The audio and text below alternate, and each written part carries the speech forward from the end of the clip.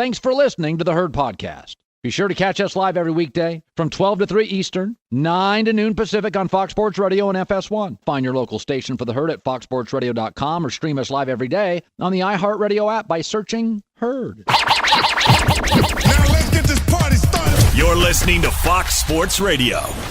This is the Herd. Wherever you may be and however you may be listening, live in Los Angeles. iHeartRadio, Fox Sports Radio, and FS1. Joy Taylor is joining me on a Monday, 1 hour from now, where Colin was right, where Colin was wrong. James Harrison on the show today. What a wild weekend. Starting on Friday, you have Dodgers, you got NFL, you got college. Harbaugh dominates the Big Ten. So going forward, you ready to go? Let's do it. Let's do it. Let's start with this. Well, Philadelphia, are you having fun yet? Because you're celebrating and dog masks and got a book. And you do realize in the NFL, it's an 11-and-a-half-month grind. After you win the Super Bowl, go to the Bahamas and then get back in your office and put in 15-hour days. That's the NFL. If you want time off, coach college football. Coach college football. Because in college football, if you win recruiting day, you win 80% of your games unless you're a boob.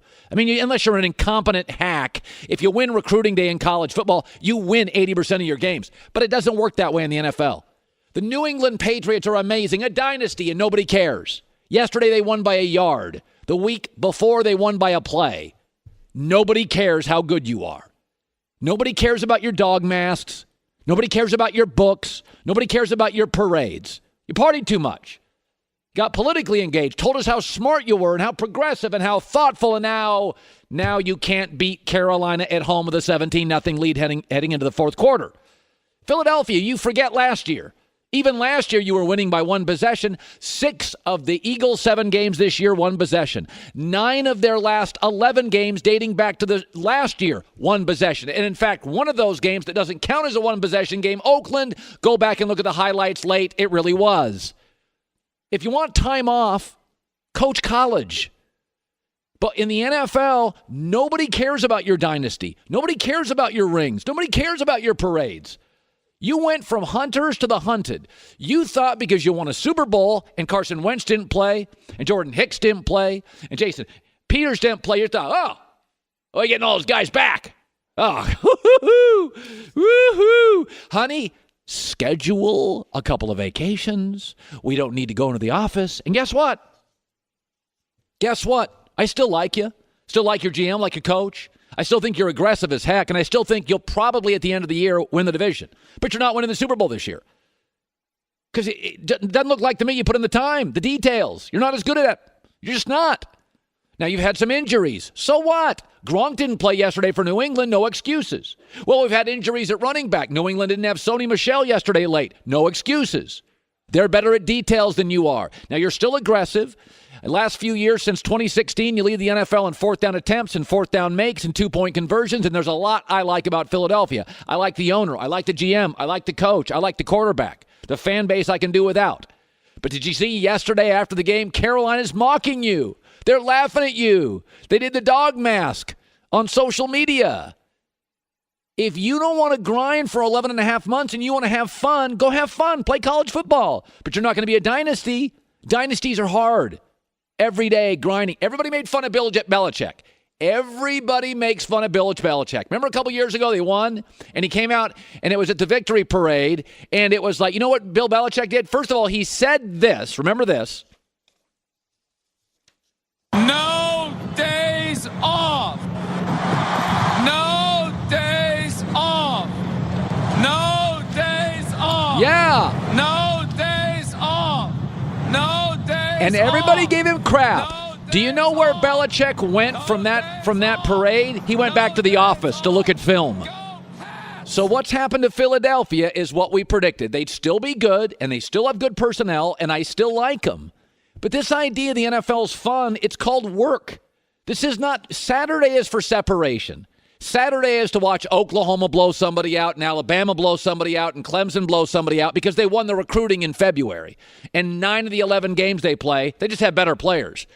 But the difference between Tennessee, a bad team, and the Chargers, a great team in London, was a coaching decision, was an inch.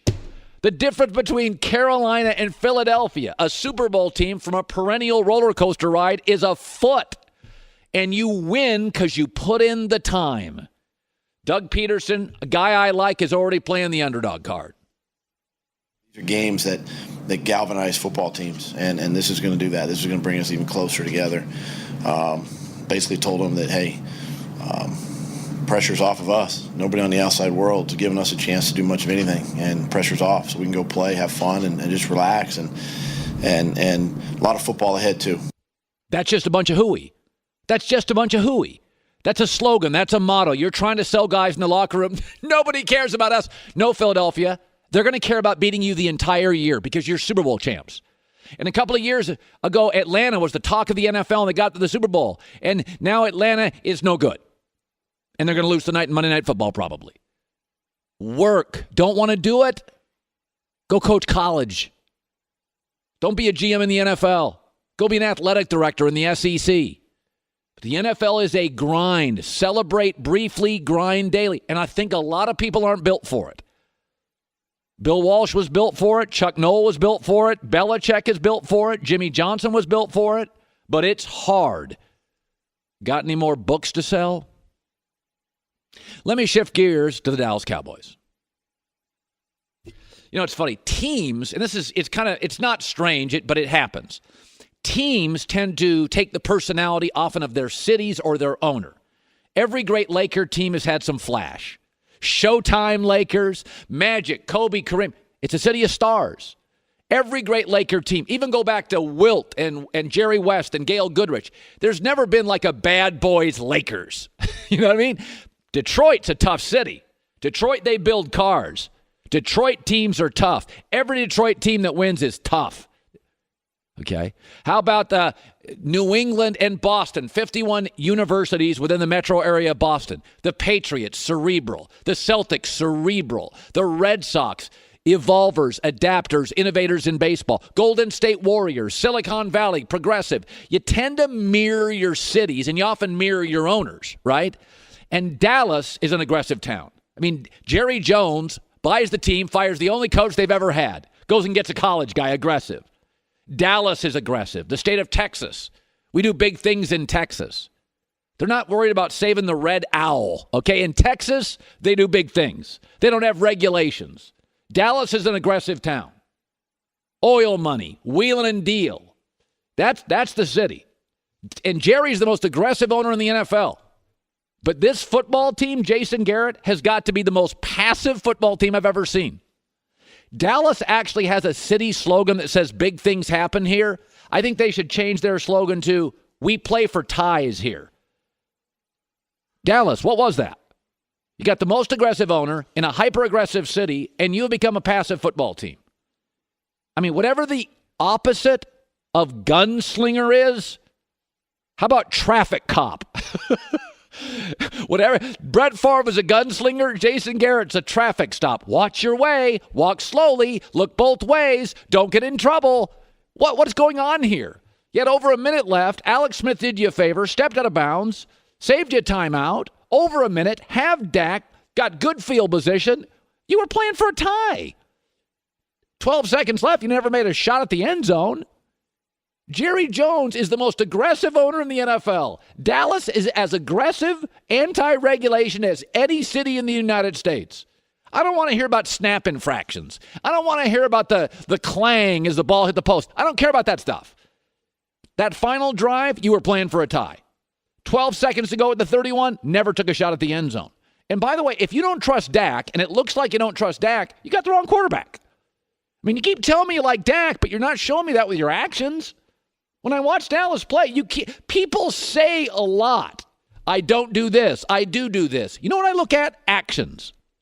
That's what I care about. What do you do, not what you say?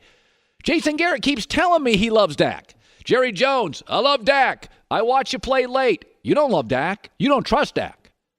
Jason Garrett's a traffic cop. Dak, look left, look right, walk slowly, slow down, go back to the curb. Dak, don't,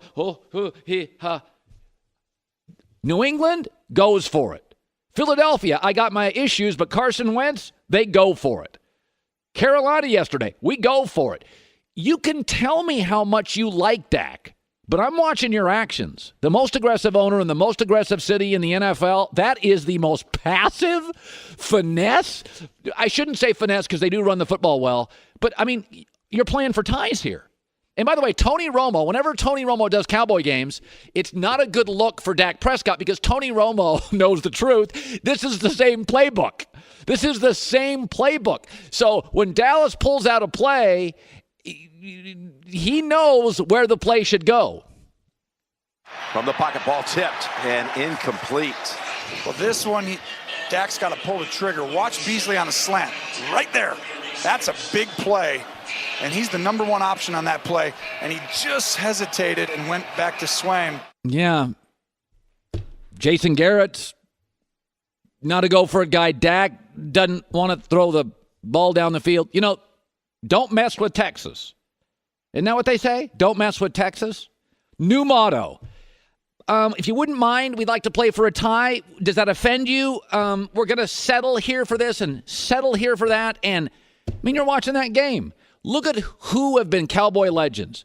Aggressive Michael Irvin. Aggressive Tony Romo. Aggressive Roger Staubach. Aggressive Jimmy Johnson. Aggressive Barry Switzer. Aggressive Jerry Jones. Aggressive Bill Parcells. I mean, this is a passive, look both ways, no risk, drop it off underneath offense. And you're not beating the Rams, and you're not going to beat the Eagles, and you're not going to beat the Vikings, and you're not going to beat the Saints, and this weekend you're not going to beat Carolina that way.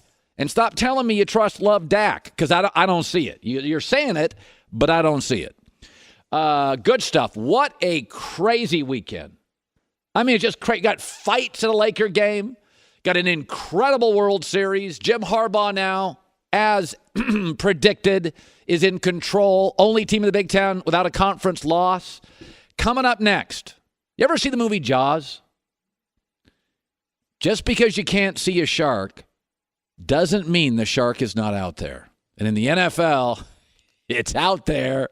You may not see it, but it's out there, and that is coming up next.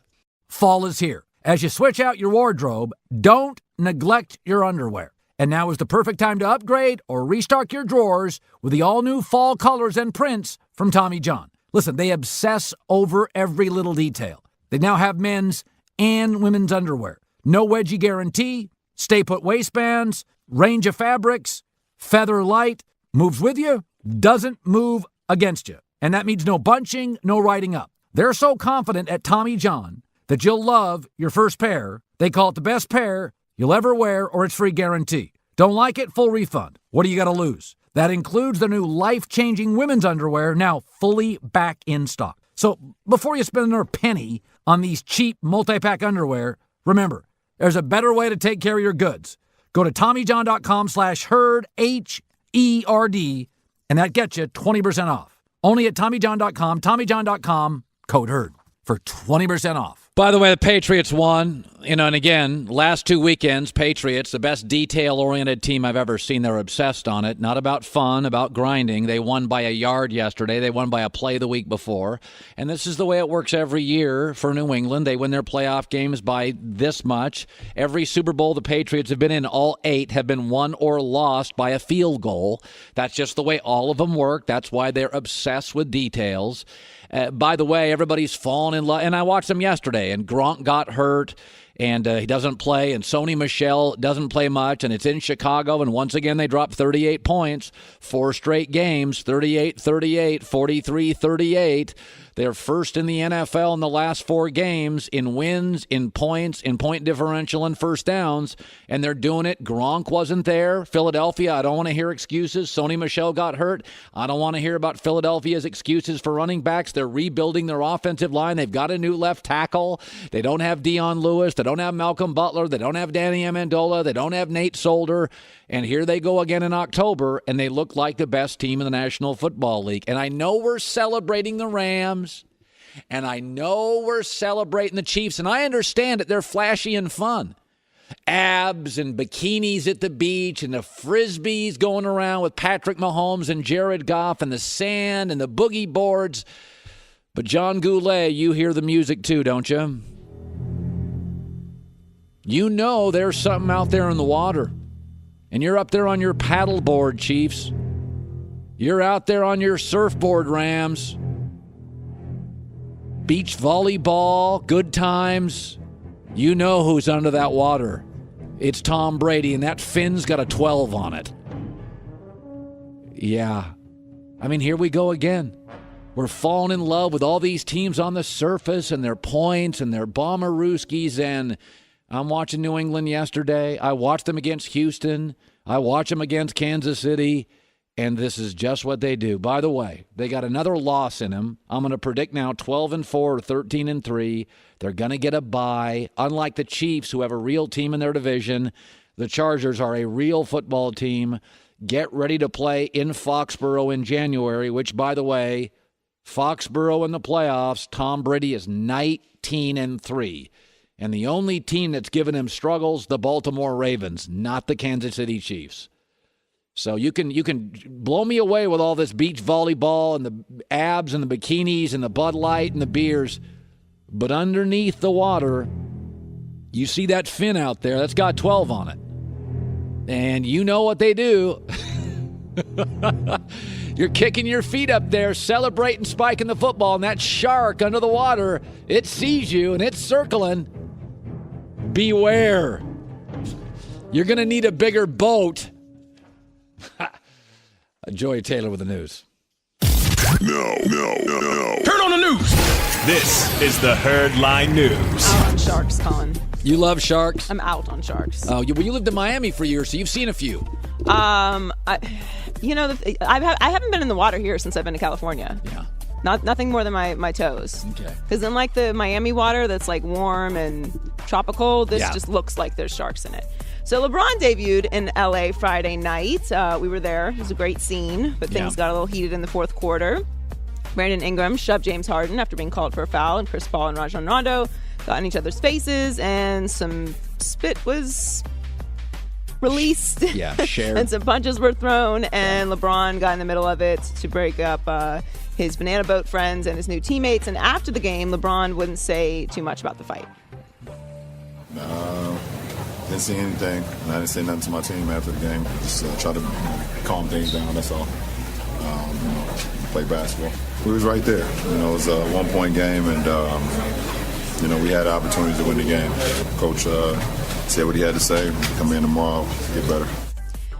Everyone's focusing on the suspensions and the fact that the fight happened at all, but the real story, I think, is how LeBron reacted to this fight. He didn't get involved. No. He got involved in the wrong way.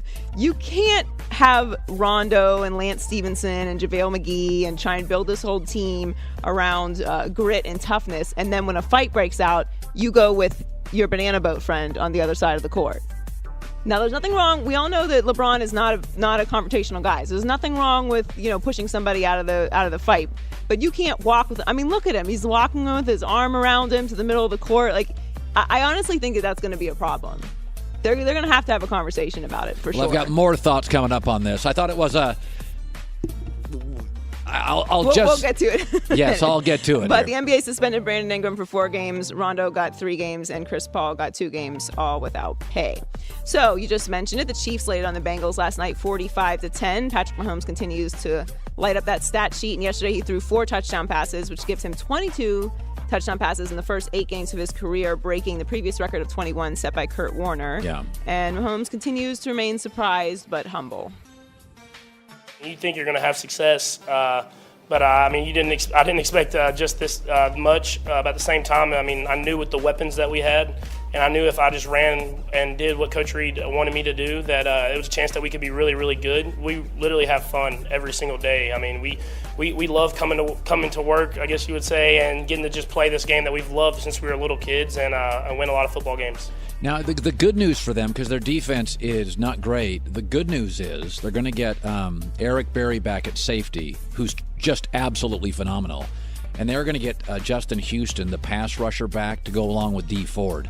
So, listen, their defense isn't great right now, but the good news is they are getting a pass rusher and probably the most talented safety in football back. So the offense is going to be fine, although I will say Kansas City gets a little windy and a little wet and a little cold. It's not going to always be. I mean, right now, so far, outside of that Jacksonville game, it's been a lot of sunshine and a lot of good weather. It'll be a real test post-Thanksgiving because this is a vertical, high-flying offense, and New England beat it by 4 yards at a pop. So I think they have some challenges going forward, but they're fun to watch. They are. Their running game is legitimate too, though. And their upcoming schedule, they have the Broncos at home, then they're at the Browns, then they have the Cardinals, the Rams Monday night game, then they have the Raiders. They have a bye, then the Raiders. So, they have a favorable schedule coming up as well. Finally, speaking of the Browns, after the Browns' grim offensive performance during their overtime loss to the Bucs, Hugh Jackson was a little upset, and he isn't ruling out taking the play calling back from offensive coordinator Todd Haley. Being a head coach and an offensive guy who's done this, I think I have every right as a head coach to jump in here and see if I can help. I feel like I have to, and I want to. That's what I know. So I'm not going to continue to watch something that I know how to do, keep being that way. That's just the truth. I'm the head coach of the football team, period. There's nothing else that needs to be said. Nothing. That's the way it works. I'm the head coach of the football team. That's it. Well, he's throwing Todd Haley under the bus here, which is not great because Haley's very intense. What he's basically saying is, I don't like what our offense is doing. And by the way, the offense against a terrible defense, Tampa's defense is awful. Their offense didn't do anything for 3 quarters. So, I'll get into that as well later. But he's basically throwing his coordinator under the bus, or because he's not going to throw Baker under the bus because Baker's the franchise future, and you could fire Todd Haley tomorrow. Well, Cleveland went without an offensive coordinator the first 2 seasons after Jackson took over as a head coach, and we remember how that went. Yeah. So I don't like this at all. I don't like throwing your coordinators under the bus publicly, saying that you need to step in there. Like don't get emotional. That this is like, you're the one who's supposed to be steady. Behind the scenes, get as emotional as you want, but don't go out there and throw Todd Haley under the bus and then talk about how you're going to take it over. That means that you're micromanaging. You have an offensive coordinator for a reason. Now, if you want to step in during meetings or whatever else, that's on you. Of course, we know you're the head coach. Hugh Jackson on Hard Knocks did this too. He keeps reminding everyone everybody that I'm the boss. Yeah, we know. If you keep saying it, we might question that you really are. Everybody knows Belichick's the boss. He doesn't have to keep reminding everybody he's the boss. Hugh Jackson did it in Hard Knocks. He's doing it now. I said when Baker came into this league, you're going to have to overcome some dysfunction. Yeah, Sam Darnold doesn't have to overcome nearly as much dysfunction as Baker's going to have to overcome, and you're seeing it root its head right now. Yeah. Enjoy with the news. Well, that's the news. And thanks for stopping by. The Herd Lie News. By the way, the Laker fight, you heard about the fines. I don't have any interest in arguing whose fault it was, but if you were wondering what kind of Laker team this was going to be, well, this is it. You don't bring Rondo, Michael Beasley, JaVale McGee, and Lance Stevenson, scrappy players, to a team and then say, it's got a big scrap on Saturday night. This is what the Lakers are going to be. LeBron James and Magic Johnson knew when they put this puppy together. Remember, they got Rondo later. When LeBron signed here, they had Kuzma, they had Josh Hart, they had Lonzo Ball, they had Brandon Ingram. They went and got Lance Stevenson. They went and got Beasley. They went and got JaVale McGee. They went and got Rondo. Why? Because this is how they're going to win. This was a 1-point game when this happened, and Houston's a lot better than the Lakers are. Houston's a lot better than the Lakers are, and it was a 1-point game. And this team is tough and annoying and agitating and scrappy, and that's the way they're going to win. Magic and LeBron knew we don't have enough shooters. It's a shooters league. They knew that. So they went, when LeBron got here, after he got here, they added scrappy guys. And this is what scrappy guys do. This is what scrappy players do. Golden State's going to beat you with finesse and skill. Houston can beat you with some skill. This is basically for them to win this year. Now, it's off-brand because Laker teams are usually skill and fun and smiles. And this team is the bad boys with palm trees. I mean, you're going to have to win like the Pistons with palm trees. And that's off-brand for the Lakers, but that's what this team is. If you're wondering what kind of team they are, this is what kind of team they are. They are becoming exactly what they recruited in free agency and found in trades. This is it. A team, by the way, they're already 29th in the NBA in three-point shooting. Okay? Because, as we predicted, they'd be 29th in the NBA in three-point shooting. So here was the fight. If you did not see it and did not hear it, roll the tape. Uh-oh, look out. Little extracurricular. It's Ingram and Harden. Noah, look out. Rondo and Chris Paul, and they're throwing punches. Keith Vandeweghe is about 10 rows up, so he's got a front row seat. There are going to be some suspensions. You have seen scuffles and fights in the NBA, but this has taken it to another level. Yeah, this is the kind of what they're going to be. Now, again, Laker fans, all you celebrities, never forget, there's a hockey team that plays at Staples. Some nights the Lakers are going to look like the hockey team. You may get some blood on your nice outfits on the front row at Laker games, but they're going to be a physical team. You don't get Rondo and Lance Stevenson and Michael Beasley without knowing this is what you're going to be. And those young players are all kind of growing and emerging players, but this locker room right now is controlled by Rondo, and it's controlled by LeBron James. And by the way, if you watch the minutes being played, Lance Stevenson's playing a lot. And that tells you Luke Walton is creating a culture. And that culture is, I want Lance out there, I want LeBron out there, I want Rondo out there. And by the way, you know who else is playing a lot? Josh Hart, the toughest young guy they got. They know this is what they're going to be. They're not going to shoot. They're not going to be Vanette. Now, I don't think this Laker team will look like this in 3 years, but this is a version of the LA Kings. This is what they're going to do this year. All right, let me shift to this. I always told you Baker Mayfield's good enough to play in the NFL. I think he's closer to Case Keenum than Russell Wilson. I would not have picked him number one. I think for a cold weather city like Cleveland, a 5'11 and a half guy who's not that athletic, who's got a little nonsense in his personality, for my opinion, I wouldn't have picked him number one. I would have picked Sam Darnold. Baker Mayfield, I disagree with everybody. I don't think he's playing well. Cleveland's defense gave him the ball 4 times yesterday. They forced 4 turnovers. Okay, if you're giving your quarterback 4 turnovers and you still can't move the ball for 3 quarters against the worst defense in the NFL, I don't think you're playing well. I know you know, Twitter's telling me Baker Mayfield's lighting it up. It's not what I see. He's 30th in the NFL in completion percentage. He's 29th in passer rating. But Colin, Sam Darnold played half the college games, did not stay in college for 5, stayed in college for 3. Sam Darnold's got nothing around him. And I mean nothing around him. This team has enough running backs that they traded one this week. Jarvis Landry, better O-line. 2 years older, double the college starts. And by the way, this is the easy part of the Cleveland schedule. Now they go to the Steelers off a bye week. They've also got games at Carolina, at Cincy, at Baltimore, playing Denver, playing Kansas City. This was the easy part. So, and it's going to get colder, and the defenses are going to get nastier, and you keep telling me on Twitter how great he's playing. There's something called a QBR, a quarterback rating. For years and years, you had the passer rating. And people, and I don't pay too much attention to passer rating. It's something, it's not everything, but it's something. And then they created, a bunch of NFL people created QBR, and they count your defense. Like if your defense is great and giving you advantages and you can't score, that's negative on QBR. And they also count, they don't count yards after catch. So if you throw a nice little slant and the guy runs 80, they don't give you all the yards on that. And the QBR, Baker's was 19.9 yesterday. 50 is considered average. Baker Mayfield didn't play well yesterday. Baker Mayfield has a real running game. That defense is absolutely atrocious. Tampa Bay's defense is awful. Everybody in the league has lit that defense up. Everybody. There's only one quarterback that scored fewer points than Baker Mayfield against that defense, Nick Foles. That defense is awful. Yesterday, Sam Darnold played the Vikings. It's 11th, and it's good, and it's talented. So I don't want to sit here and compare them every week, but everybody on Twitter is telling me how good Baker's playing. They had 126 yards in 3 quarters. His QBR was 19. 50's bad. They have so many running backs they could trade one. They've got a real star wide receiver. They got a better own line than the Jets. I don't see him playing well. I just don't. I think he gets sacked too much. I think he sometimes struggles to see the ball downfield because of his size. And we can keep comparing him back and forth, but he's got double the starts of Darnold. He's got 5 years in college, not 3. That's called a master's.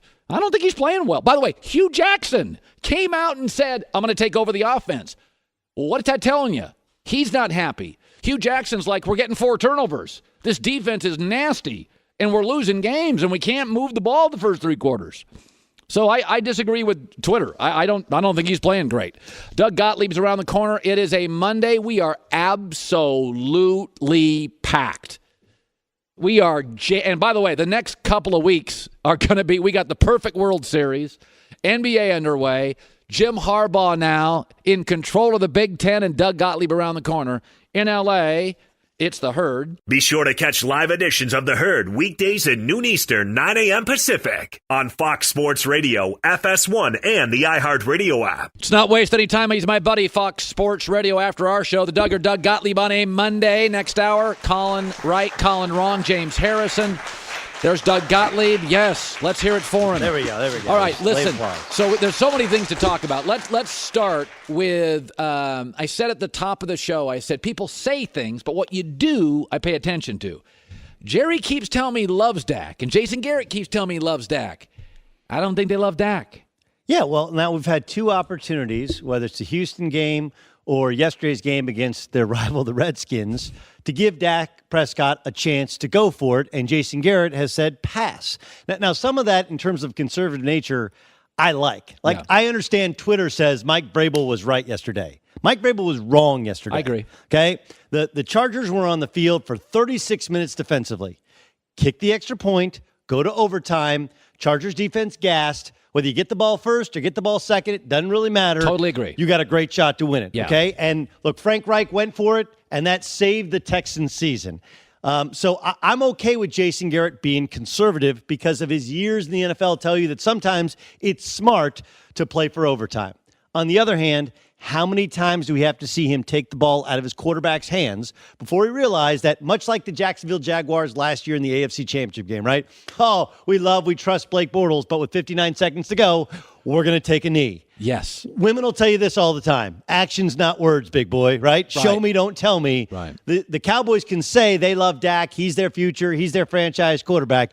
Actions, not words. Taking the ball out of his hands because you don't trust him and his ability to make the right reads, the right decisions, tells you all you need to know about how they do, and by the way, that's how they should feel about Dak Prescott. They've smartly used him more as a runner the past couple weeks because they know he's better at being a runner than he is at being a thrower or throwing guys open, especially in really, really tight windows. Listen, I still like Philadelphia to win their division, although I think I predicted yesterday, I think Washington's going to go a nice little 5 out of 6 run here. Washington's offense is limited, but I think in that division, Alex Smith will do what Alex Smith does. He'll win 21-20 a lot of weeks. But I watched Philadelphia, and listen, okay, we've got running back injuries. So do the Patriots. Oh, we're missing this receiver. They're missing Gronk. What separates New England from even a great team like that with a great GM is Deion Lewis, Nate Solder, Gronk's out. Details, 6 of 7, 1 possession. Philadelphia looks loose to me. They look a little loose to me. No question. And you and I both saw this coming, right? The Shakespearean quote is heavy as the head that wears the crown. Right. It's a little bit different when you walk around, you puff out your chest, and you can't sneak up on anybody. First thing is, I'm not sure if I've heard you admit that you said the Patriots dynasty was essentially over. I kind of felt and that Brady and Belichick were on their path to divorce. It appeared that. They got therapy. So they went to a good therapist? Yes. And they talked it out? Yes. So you're saying you were wrong? Yeah, I think with New England, they look like they have the last 13 years. Yes. That it's October, and good God, they're under the water.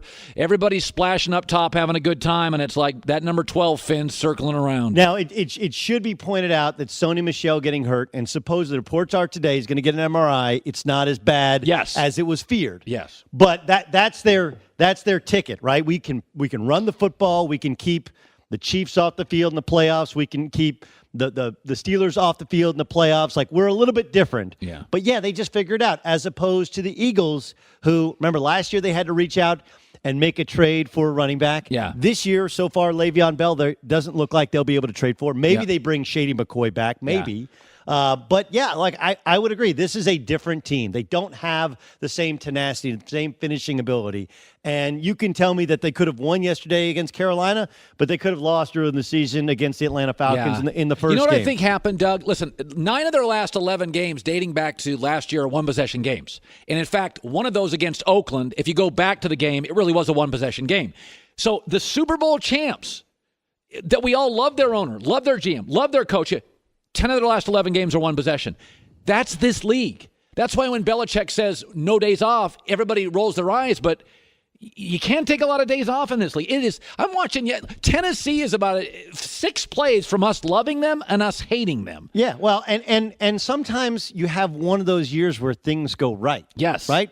Take the Chargers, which we talked about a little bit, right? Yeah. The Chargers historically lose that game yesterday, yes. right? Like, wait. Wide receivers dropping passes, bizarre play calling, and a missed field goal. That sounds like the Chargers. It was the Titans. So sometimes what happened last year for the Eagles was everything that could have gone wrong, and they did have some injuries, but winning games at the end went right. This year, sometimes it works out the other way. Water finds its level, if you will. I'm concerned about Philadelphia because I thought, all right, they're starting to click. And then you take a step back in how you finish yesterday. Granted, it was an exciting game. Oh, it was great. A mess of a game. It was one of my favorite games to watch this year. Right, but it's starting to feel like one of those years which now it's an uphill battle, and a team that came in winning 83% of their home games is getting closer and closer to having to play on the road in order to get back to the Super Bowl. I said Darnold should have gone number 1 for a couple of reasons. It's a big northern cold division. I also think Cleveland's dysfunctional, and Sam's personality works in New York with dysfunction. By the way, USC's been dysfunctional for 8 years. He overcame dysfunction. Now Darnold's gone. USC's gone full dysfunction. And I watched Baker yesterday. Hugh Jackson's coming out here. What do you think of, whatever you think of Baker, Hugh Jackson's coming out here and calling out Todd Haley. This, to me, is one of the great challenges that Baker Mayfield's going to face. That's just dysfunctional. You just don't do that. What, you didn't know that Todd Haley would be a problem? It didn't work it hasn't worked the last 7 or 8 years, no matter where he's been, in terms of getting along with others in the coaching room, getting along with others. Sometimes his own quarterback, Ben Roethlisberger, got him basically run out of Pittsburgh. I'll say this about Baker. What the Chargers exposed and what I think Tampa took some from is he is having trouble seeing down the middle of the field. He's very good inside the numbers. And the Chargers built a wall, and he struggled to see. Yeah. And they're struggling, the Browns are, to find a second wide receiver. They don't really have one now that Josh Gordon's gone. They don't have... They thought they were going to have an outstanding wide receiving core. Now they really have one guy. They got a bunch of running backs, but outside the numbers is not what their offense is designed. So they're going to have to rework some things. Yeah. I will give Hugh credit. He is a really good offensive mind, and maybe that's what's needed. Yeah. But, you watch Hard Knocks, and you're like, yeah, I don't see that coaching room working. This is maybe the least surprising thing to come out of Cleveland ever. Okay, and finally, I want your thoughts on the Lakers-Rockets fight. I said this is what they are. They went out, Magic and LeBron, and said, we can't shoot. Let's get Rondo, let's get Beasley, let's get DeVale, let's get Lance, play them a bunch, and we'll fight and scrap, and this is how we're going to win games. That I saw what I thought I'd probably see a half dozen times this year. Yes, I agree with you in terms of they've tried to create a competitive culture, and the word competitive sometimes breeds this type of nonsense, right? They knew, like, Rondo being in the first fight of the season is the least surprising storyline ever. Brandon Ingram coming in and sucker punching out of nowhere is a little bit more surprising. Yeah. But here's first LeBron. He's out of rhythm. He's playing too fast. He's playing more power forward than he's ever played. It's going to be interesting to see if they continue to play at this style, at this pace, and LeBron is cool with it, if he can adjust his game to it, because he's not shooting the ball particularly well. And that's what happens when you're taking different shots and playing at a different tempo than you've ever played before. But the big key here is this. We all knew Lonzo was going to get a chance to be the starting point guard. Yes. We just didn't know when. Yeah. And Rajon Rondo said, here, young fella, now's your chance. That's what happens when you get into a fight. You create an opportunity. And Lonzo, the first game, he looked out of it. The first quarter the other night against the Rockets, he looked out of it. They're daring him to shoot. But then he hit 2, and all of a sudden his defense is better. He's got a little hop in his step. And he missed the entire offseason in terms of 5-on-5 work and a lot of individual work that you need. The most important time for an NBA player is at the end of that first season into your second season. You get to dominate in Summer League. You get a whole offseason working with the strength coach. You get a whole offseason working with your individual coach. And he missed that. So they don't necessarily think he's ready for this, but ready or not, we're going to find out if Lonzo Ball can be the starting point guard for the future over the next couple of games, because Rondo has given him that chance, and the schedule lightens up as they play against the Spurs, who have lost their top 2 point guards for the year due to injury. And, of course, Tony Parker's now in Charlotte. So if Lonzo can't do it now, he may not get another opportunity for a long, long time. This is a great one, great chance for him coming up at Staples. Yeah, and I think, listen, I love the NBA. I love the trip through the NBA. But Broussard said this: the big challenge for this Laker team is your first point.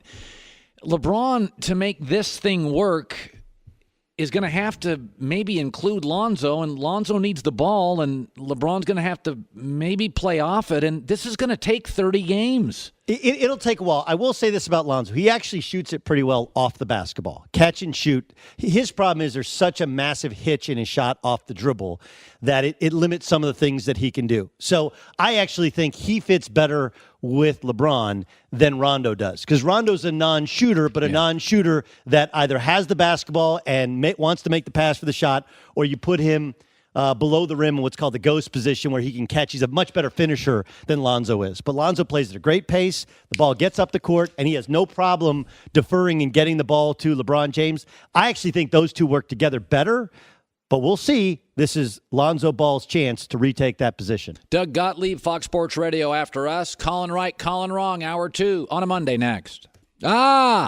This is The Herd, wherever you may be and however you may be listening, live in Los Angeles. iHeartRadio, Fox Sports Radio, and FS1. Joy Taylor is joining me on a Monday. NBA in full swing. NFL is on fire. World Series starts tomorrow. This is the absolute best time of the year in sports in America. March has its moments when it's really good, late March into April. This is as good as it gets. Let's not waste any time. We do it every Monday throughout the course of the year at this time, where Colin was right, where Colin was wrong. Where Colin was right? The best football picking year I've ever had. 6 of 7 weeks, the Blazing 5 won again. I could have been 4-0 yesterday if not for a missed extra point.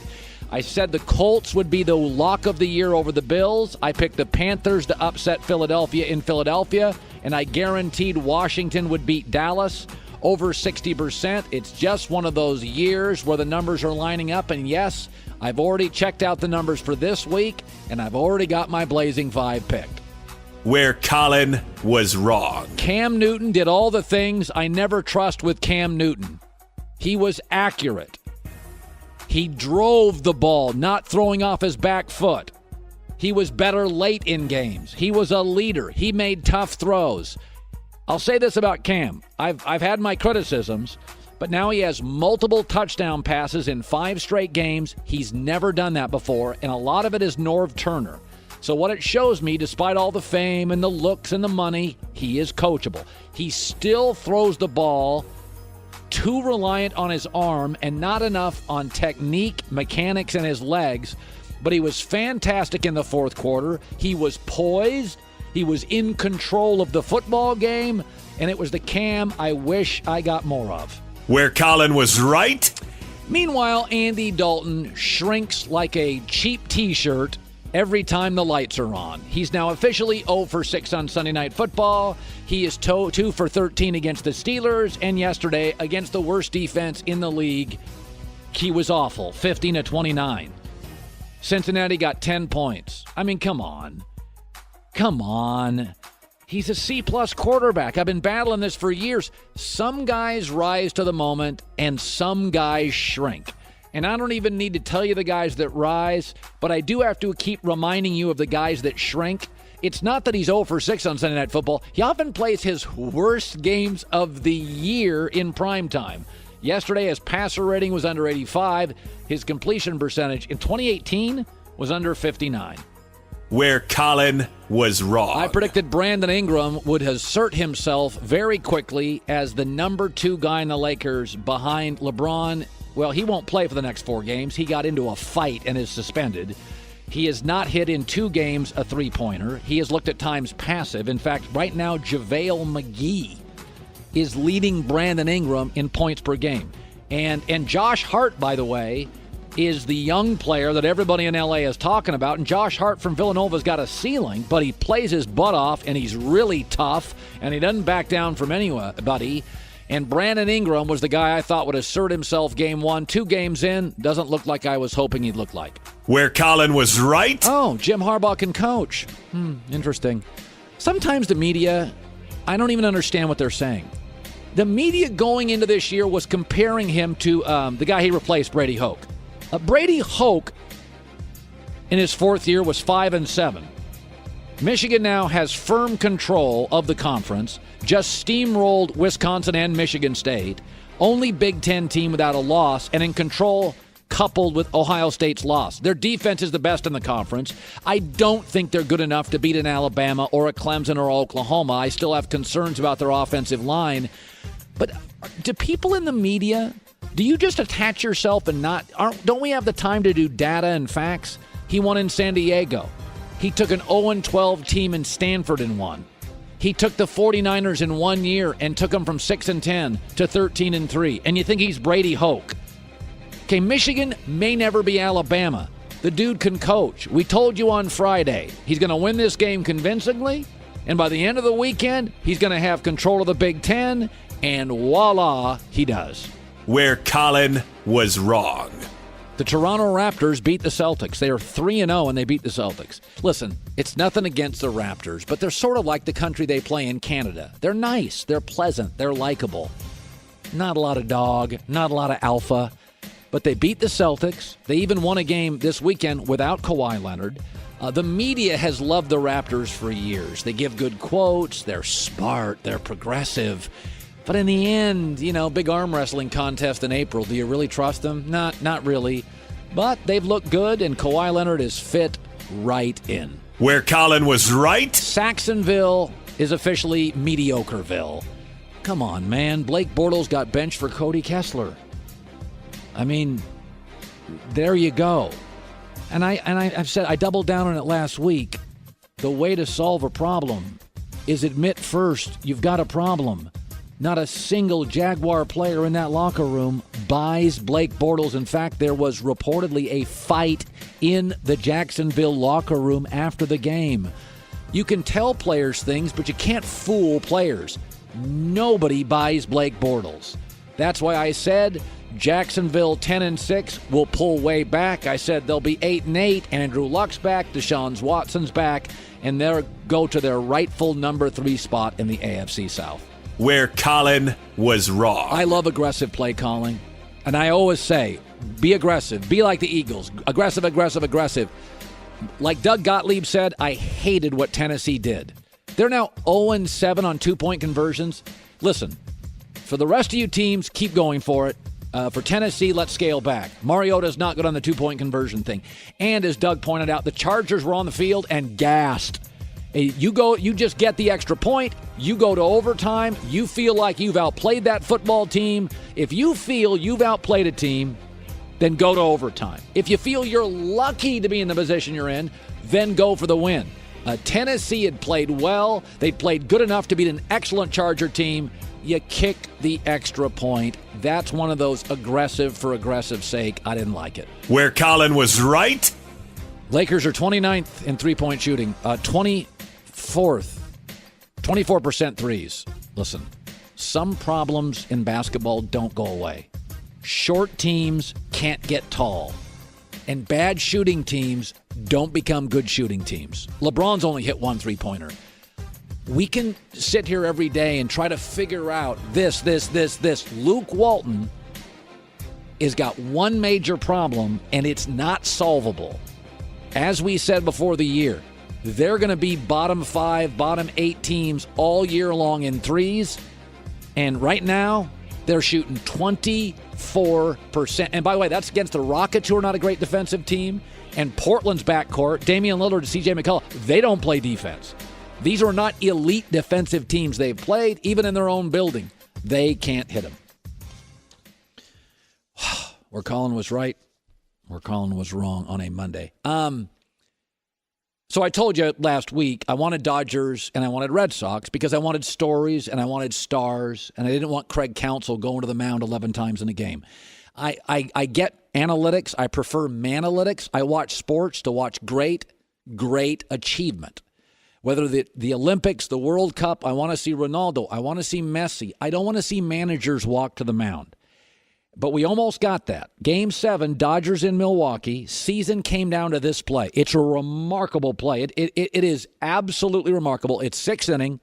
Brewers trail by a run. Stadium is buzzing. They get a man on. Their best hitter comes up. The Dodgers go to the pen specifically for this. And here is the season, the play of the year in baseball, Chris Taylor.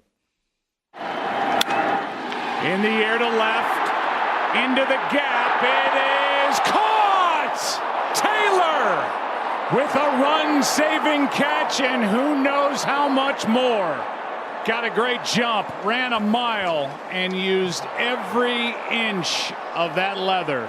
What a play. And that kick-started some momentum. From there, the Dodgers came up next inning and got some runners on. Yasiel Puig jacked it out. But listen, if you live in Los Angeles, you go to Little League fields, the kids are talking about Puig, and in Boston they're talking about Mookie Betts and J.D. Martinez and Chris Sales and Fenway Park and Dodger Stadium.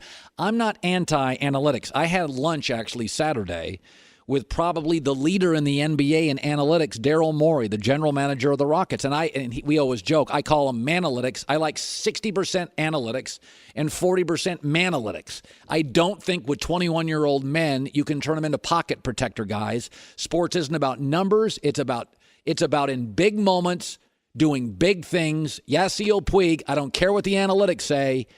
Yasiel Puig came up and won that series, and Chris Taylor made a catch, and I don't care what analytics say, because he's playing all over the place for the Dodgers defensively. That was great sports, great story, great effort. It wasn't about analytics, and I think we have a great World Series. Not because it's on Fox, and I do think the Red Sox are better, but that was as great a baseball play as I have ever watched live that I can remember. God, that stadium was just about ready to collapse on the Dodgers. You could feel the world caving in. Here comes the Brewers' best hitter. And now we got ourselves a great World Series. Coming up next, James Harrison, Pro Bowler, 2 Super Bowl rings. Steelers on a bye week, but a lot to talk about, and that's coming up next. Be sure to catch live editions of The Herd weekdays at noon Eastern, 9 a.m. Pacific. It all comes down to this as the World Series begins tomorrow on Fox. Manny Machado and the Dodgers take on Mookie Betts and the Red Sox. Game 1 of the Fall Classic tomorrow at 7:30 Eastern on Fox and the Fox Sports app. When shopping for car insurance, Geico, 75 years, they know what they're doing. Geico, it'll be very interesting to see Clayton Kershaw pitch 9th inning for the Dodgers. So do you start him in no true rest for Game 1? Chris Sale's going for the Red Sox, who's going to win that anyway.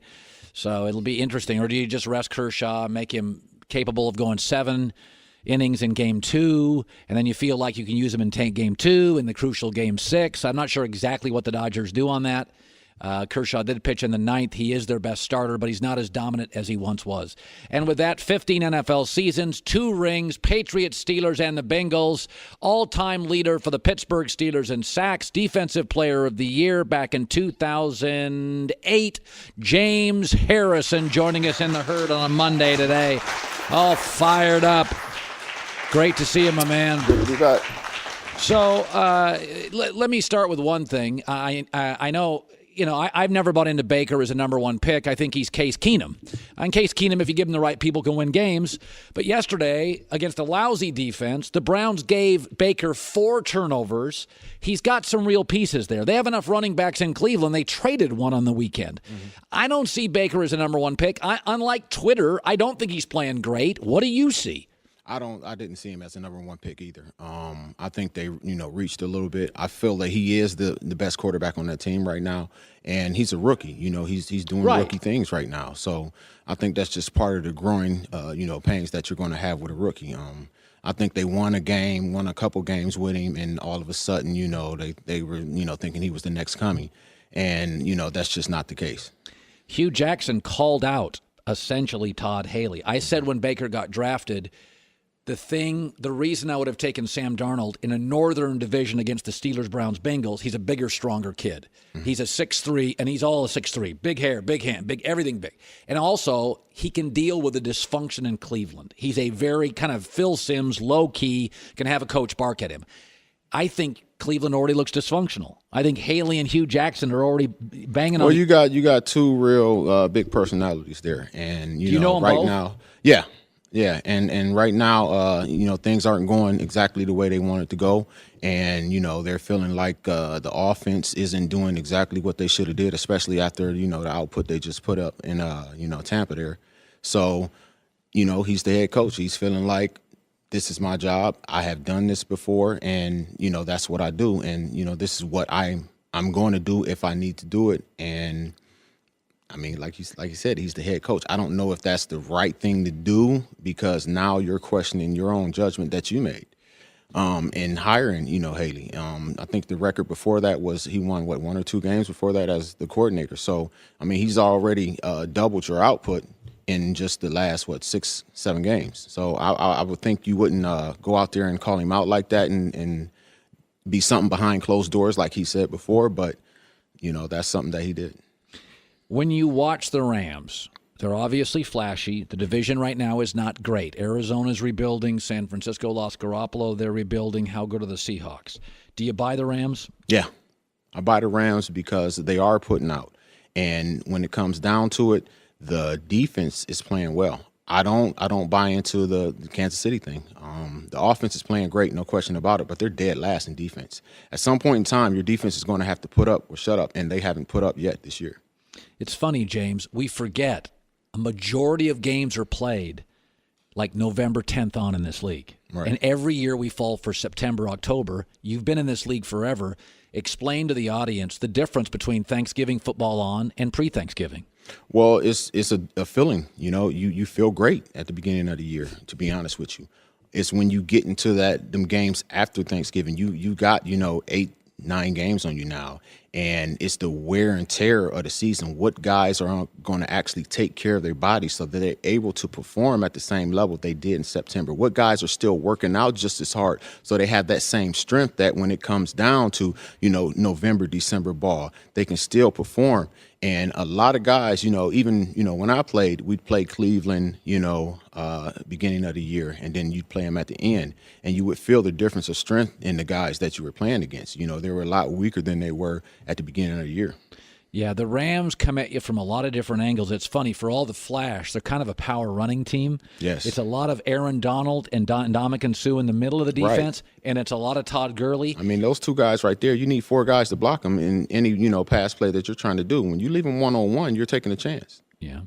When you look at, you played briefly for the Patriots, but their culture. Mm-hmm. So yesterday they won by a yard. The week before they won by a play. What is the difference with them? Because whenever it gets close, October on, I just feel like they win these games. They play in all phases, and that was indicative of like what you just saw yesterday.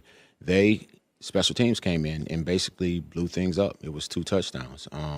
The offense, defense, special teams, they play well together. They everything they do is the Patriot way, and they make sure they take care of every phase of the game, and that was, an example of that. By the way, Josh Gordon does appear, James, that there's an impact there. Definitely. I mean, you got somebody that's a real deep threat, for Tom to throw to. Yeah. So, I said people can tell me things. I'm mostly into show me things. Mm-hmm. A lot of people talk. I work out hard. You actually did work out hard. The Cowboys keep telling me they love Dak. Jerry Jones tells me he loves him. Jason Garrett tells me he loves him. But I keep watching them in these 2-minute drills, and they're playing for field goals. I mean, when I watch Dallas, they're not telling me they trust Dak. Isn't that are you seeing that? I see them playing, like you said, conservative. At the end of the day, it's your starting quarterback, and it's what Jerry Jones believes to be his franchise quarterback. That's his feeling. So you're not going to go against that and say something opposite. But like you said, you're showing me that you don't believe that in the play calls that you're giving him, what you're allowing him to do. Do you like Dak? I like Dak as a person, but I think he's an average quarterback. Why? He's not the guy that's going to go out there and, give you 350 yards if that's what he has to do to get the win. I don't feel like he's that quarterback. It's funny. Tim Tebow had a 6-game winning streak in this league. You have to be able to win. I had a coach tell me this once. He goes, this is why he didn't buy into Tebow. He said, you can win 6 straight games with field goals and great defense. You may have that. But over the course of 15 years, there are going to be years that 6 defensive players get hurt and your special teams stink. If you can't win shootouts in this league, then you're not a franchise quarterback. Dak's he's not a shootout quarterback. Oh, no. He has to play a specific way, right? And the game has to be close. It has to be close, yeah. You can't put him back there and gun and expect him to sling it 40, 50 times and come away with a win. And that's why I think sometimes fans get fooled. Like Tebow goes on a winning streak or, Alex Smith goes on a winning streak. If the world's right and it's aligned on its axis and your defense is playing their butts off, yes, Alex Smith can reel off 9 out of 10 wins. But Dak plays one way, and if it doesn't go that way, it's not a win. Okay, so Philadelphia is obviously a good team. I still think they'll win their division. They got a good GM, a good coach, good quarterback. By the way, Michael Bennett was great yesterday. They got plenty of good players. Yes. But it is different hunting to being hunted. Right. And they don't, James, quite look like last year. Well, they're not the same as last year. Like you said, it's a difference between being the underdog. You got something that you're trying to get, you're getting off your check. You're trying to prove someone wrong. Now you're the measuring stick. You're the team that everybody is going to measure themselves against, because the team that went 0-16, if they're playing you right now, they want to beat you, because he can say to his team, you guys went out there and beat the defending Super Bowl champions. You yourself could beat Super Bowl champions. You have it in you. You just showed me that when you beat this team. So right now, what they're getting is everybody's best shot, and they don't understand that the work that it took to get there. Like, they started in probably January, February, before they won the Super Bowl, getting ready for the year that they did win the Super Bowl. After this year was over with, they probably didn't get started till OTAs. Guys are celebrating. You got, so many engagements that everybody wants to see the Super Bowl champion at. You're here, you're there. And even after that's done, something slipped in there around July, 4th for some type of celebration to, have one of the Super Bowl champions there. So well, you guys didn't. Oh, yes, definitely. We had the same thing in 2005 and 2008. Those 2 years, we didn't even make the playoffs after that. Now, the year that we went in 2010 and lost to Green Bay, we made the playoffs that next year. Why? Because we lost. We had something to prove. But when you go and you win that, you celebrate. And, a lot of guys celebrated too long. Yeah. Well, I mean, listen, when you win a Super Bowl in Philadelphia, every car dealership, Exactly. Every car. Oh, I'm telling you, everybody wants you here. They want you there. And I'm not going to even lie. My first Super Bowl, I was a special teams player. I literally made more money in that offseason than I did all year. Because everybody wanted to have you there, you know what I'm saying? Because you were the Super Bowl champions. And like I said, you're getting everybody's best shot that next year. And you got to realize that. Good seeing you, bud. You too. Yeah, those car dealers and those card shows, you win a Super Bowl in Philadelphia, man, you're making a lot of lettuce on the side. James Harrison, now Joy Taylor with the news. No. Herd on the news. This is the Herd Line News. Yeah, talk about your guy, Colin. After 2 straight home wins, the Jets struggled yesterday against the Vikings. Yeah. Sam Darnold looked a bit erratic while completing 17 of 42 passes for 206 yards, 1 touchdown, and 3 picks. And former Jet Sheldon Richardson said that Darnold looked like he was uncomfortable on a cold and windy day at MetLife Stadium. He said he looked like he was cold. He looked like he was frustrated a little bit. He was frustrated with the play calling, frustrated with his line a little bit. He was frustrated. Now, obviously, Darnold played at USC. Not a lot of cold weather there, but he shrugged off any concerns that had affected him yesterday. And the Jets play the Bears next week. So if cold weather's a problem, you better figure it out. Sam's a rookie. He doesn't have much to work with. A defensive coach and a defensive-leaning staff. Their best players are all on defense. This was not hard to predict. This was almost one of my Blazing 5 picks. Sam is as good as the running game support he gets. Which was not great yesterday. Yeah, when he gets running game support, he's a rookie quarterback. He's not going to go out there with that O-line and those players and win games by himself. Against Detroit, he got great help from defense. Then against Indianapolis, he got great help from the running game. Yesterday, he didn't get either of those. And you're talking about a veteran Minnesota team with all sorts of weapons and a veteran quarterback. That was incredibly predictable.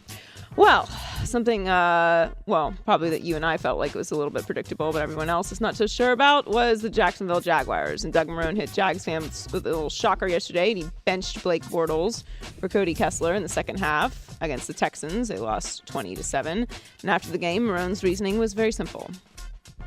You know, he did have the two fumbles, but at the same time, I just literally did it to try to get a damn spark from this football team, to put everyone on notice, okay, to that they have to focus and they have to go out there and play better.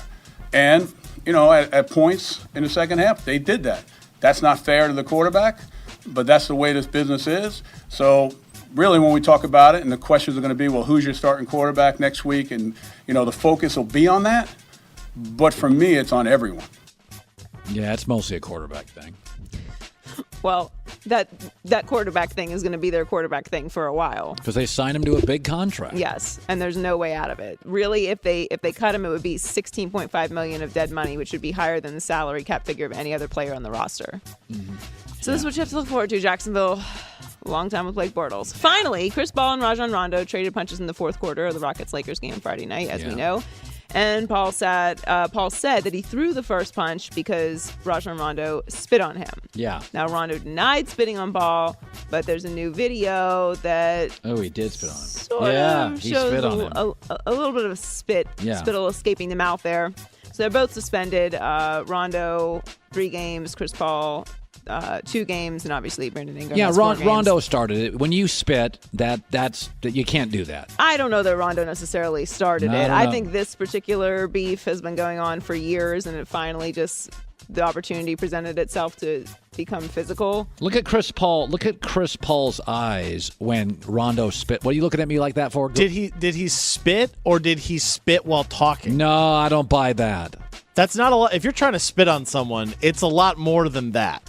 No, Rondo has a history of doing this. He's chippy. This is what Rondo does. I'm not going to deny that video is pretty obvious that he's spitting. It's like a Zapruder film here. It's got it to the left, back and to the left.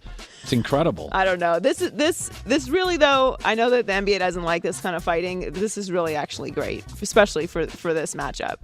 And if they meet in the playoffs. Whenever you're in doubt if a player did something, ask yourself a very simple question. Does he have a history of doing stuff like this? Yes. Well, whether he spit on him or not, it really doesn't. Well, if you're a guy. I'm not going to say it doesn't matter, but I'm saying like this was going to happen at one point in the game or another anyway. Like if you were watching the game, they were chippy the entire game. Chris Paul talks a lot. People don't pay attention to what Chris Paul does. And this is Rondo, like you said. This is Rondo's history. As a guy, you can't spit on me. You can't spit on anyone. Yeah. They would guy, not. Girl, it doesn't They matter. would not have fought there without that spit. They would have just jawed and been jerky. I don't know. I think Chris Paul thought he was just going to shove Rondo in the face, and that the refs were going to break it up before he caught Remember, one, the spit came before the push. Right, but I'm saying I think Chris Paul's reaction of not punching him but giving him the eye push, I think he thought they were going to break it up before it actually became an all-out fight. But. Rondo. By the way, Rondo's always good. You know, there's 2 Rondos. There's the TV game Rondo, and then there's the Tuesday at Denver Rondo. So, I mean, I like Rondo, but we have a history with Rondo. Games like this, he's all geared up inside. Television games, TBS games, he's all geared up. Rondo is, you know, we always think hardworking. He works hard when the lights are on. He makes a stink when the light. This was a big game, so Rondo came ready to deliver. And this is what you're going to get. You wanted a bunch of grit and fight on your team. Well, that's what you got. Joy with the news. Well, that's the news. And thanks for stopping by. The Herd Line News. By the way, the Rams are 7-0, number 1 in the league in point differential, whether you buy them or not. I mean, listen, Saturday is separation. Bama, Oklahoma, Clemson, they separate. Sunday, it's close. Games are close. Patriot game's close. Kansas City Chiefs, you know, Pittsburgh, New England, Denver game. Could have won, could have lost. Close. Saints have been in 4 crazy games. Browns have been in 4 overtime games. I mean, even the games the Rams have been in that were close, Denver, they were never threatened. Seattle, if you watched it, they were the better team. L.A. is, listen to this, Vegas, Aaron Rodgers will be an 8.5-point underdog to the Rams this weekend. Now think about that. The perceived best quarterback in the NFL off a bye week, is an 8.5-point underdog to the Rams. Okay, Derek Anderson was only a 7.5-point dog to the Colts, and Derek Anderson was on that team for 9 days. So if you don't think they're good, Vegas does. That is that's an incredible number. That Aaron Rodgers, off extra time, is getting 8.5 points. They have separated. And by the way, we all love Kansas City, but they struggle with Denver, and they struggle with Pittsburgh, and they struggle with New England and lost. And we all love the Saints, but they've had 4 close games, including one with Cleveland. I mean, Rams just dismantle people. And the Denver game, if you really watched it, really, really wasn't close. They looked like Alabama. Alabama's like every game, Alabama's got the better coach and the better players. Rams right now, they got the better coach, unless they face New England, and they got the better players. Last year, they had the offensive player of the year, the defensive player of the year, and the coach of the year, and they're all better. Wow. Yeah, no Packers this weekend. No Steelers this weekend. Baker Mayfield gets the Steelers off a bye. Cleveland's schedule gets really tough. Coming up next, Scott Zolik's around the corner. One of the voices of the New England Patriots, Caron Butler's around the corner. By the way, many of you are asking me, Colin, what's going on with all the kicking? What you're seeing with NFL kicking is something that was fairly predictable. Kicking is the least active thing in football. Okay, it's where a guy sits on the bench and watches most of the game and then gets called in. A lot of mental. In sports, the less active you are, a bullpen guy, a hitter, a golfer sometimes, when you're sitting and waiting and watching, the more opportunity for stuff to get in your head. Well, kickers used to kick the PAT. That was the confidence builder for a kicker. So they'd go to the bench having kicked 4 for 4 on extra points. They felt pretty good about themselves. Couple of practice, hit the field goal and win. But now guys are missing PATs. So now they go to the bench, and it festers, and it festers, and it festers. God, can I hit a 43-yarder? I couldn't hit the PAT. And you're seeing more head cases, and it's always been a position. Kickers have always been a little flighty, a little head case. They get into streaks. They lose all their confidence. So now you're seeing these guys missing PATs, go back to the bench and sit there for 45 minutes. I have seen more shanks, more bad kicks, more head cases. We've never had a league full of 32 good field goal kickers. They're not 32 great field goal kickers in the world. The league's always got about 10 really good ones and another 10 that are okay, and 10 you hide your eyes. Now it feels like 6 great ones, and everybody else is cross your fingers and close your eyes. And it's because they extended the PAT, and it's made the head case position in football, it's amplified it. And these guys are just sitting around thinking all day. And with that, we bring in Caron Butler, who played in the NBA for a decade and a half. And the LeBron Laker thing, they're off to an 0-2 start. It's not good. So let's just talk for 7-8 minutes about this. First of all, what you expected them to look like and what they look like, your takeaway.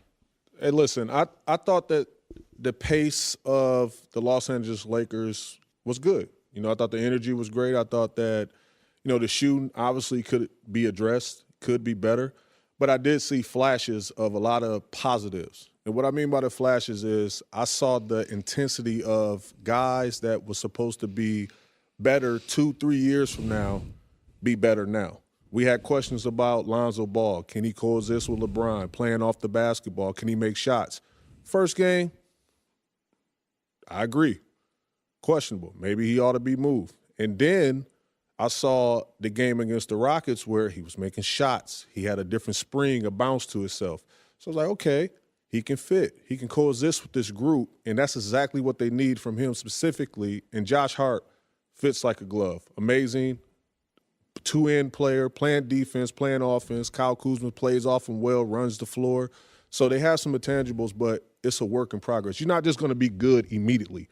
You have to get accustomed to being accustomed. And what I mean by that, you got to get accustomed to playing with a talent like LeBron James. It's going to take time.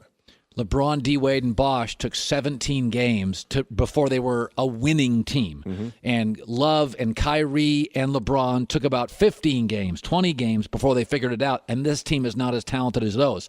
The fight. I've been watching the NBA so long. We used to have these a lot more. It's much more a cardio league. It's much more a finesse league. They're all rich now. Yeah, everybody knows everybody. Yeah, everybody's like sharing the same 4 agents. Don't hit the moneymaker. We're all doing well. It used to be the pie in the NBA. You just want a piece of the pie. Now everybody gets a pie. Everybody's rich. Were you surprised by the fight? I was, but then again, I wasn't, because with LeBron being in the Western Conference with the changeover, look at the Eastern Conference. Every game means so much more because everyone feel like they have a realistic shot of taking over the East. The paper favorite is obviously the Boston Celtics. And then now you look at the Western Conference, every game matters more because 2 teams are going to possibly be removed out the Western Conference from playoff contention with LeBron coming to the West. Denver Nuggets are playing exceptionally well. They're in at some point throughout the marathon of this season. And you look at the Lakers, they're going to be the story in the headline all season long. We're talking about them now. So the Lakers are going to be extremely, in the midst of that playoff hunt. And guys are amplified from an energy standpoint. Like week 1, I've never seen this much intensity in the NBA season as long as I've been in the game. And I've been in the game for a long time. Been a fan forever. I've been playing for over 14 years. I've never seen week 1 like this ever. That it means more, the urgency, the intensity. This is a bigger game. It's a bigger stage. Like it's lights, camera, action, and the movie is rolling. You know what I mean? Like it's a stage that every player wants to be on. You can instantly become trending. That means a lot right now. You can become a meme instantly. All those things because you're playing on the biggest stage with the biggest stars in the game every time you come to Staples. It's not just like one of those things where you're going to eat good, enjoy the city, and play against the purple and gold. Now it's like it's go time. It's all or nothing, and you can see that intensity. So I wasn't surprised by seeing the altercation because there's so much, and that's what happens when you're leaving it all on the line. Yeah, it is interesting. By the way, you look around the NBA right now, and it's a Monday, and I would generally never talk the NBA, but there was a fight. It is LeBron. They are 0-2. One of the things about LeBron is, Chris Broussard has said this, mostly LeBron has been so gifted and talented. He is the system. But to win the West, LeBron can't be the system. That system won't win the West. Do you think LeBron's going to have a struggle having to give the ball up more and play off it? Because I don't think the LeBron system, as he ages and enters the Western Conference, the system's not going to work here. Look, you have to be smart about the way that you use LeBron, for the next 4-year stretch. You don't want to burn him out. He is on, the back end of his career. No question. And he still shows no signs of declining. So with that being said, you have to find ways to preserve him as much as possible. That's why you got a guy that has a high basketball IQ in a Rajon Rondo. You have a guy like Lonzo Ball who has to be all the things that we expect him to be, live up to all of that. He has to have the ball. Brandon Ingram has to be that budding star, the Robin to the Batman, like not next year, but now. And then you still need that piece. Looking forward already, you still need that joining piece to join that squad, whether it's a Jimmy Butler, a disgruntled star somewhere to join that nucleus to make them or help them get over the hump. Yeah, I was telling Doug Gottlieb earlier, I don't say this to bash the Lakers, but if they were 9-14 after 25 games, that's not a knock on him. I just think that's the reality of young players, veteran guys. Rondo has never been great in the room long term, although he creates intensity. And it's not like I think it's not going to work. I think over 4 years this is going to work. I think Magic and Rob Pelinka know what they're doing. But it's not just that LeBron's joining new players. He has to create a little bit of a different LeBron.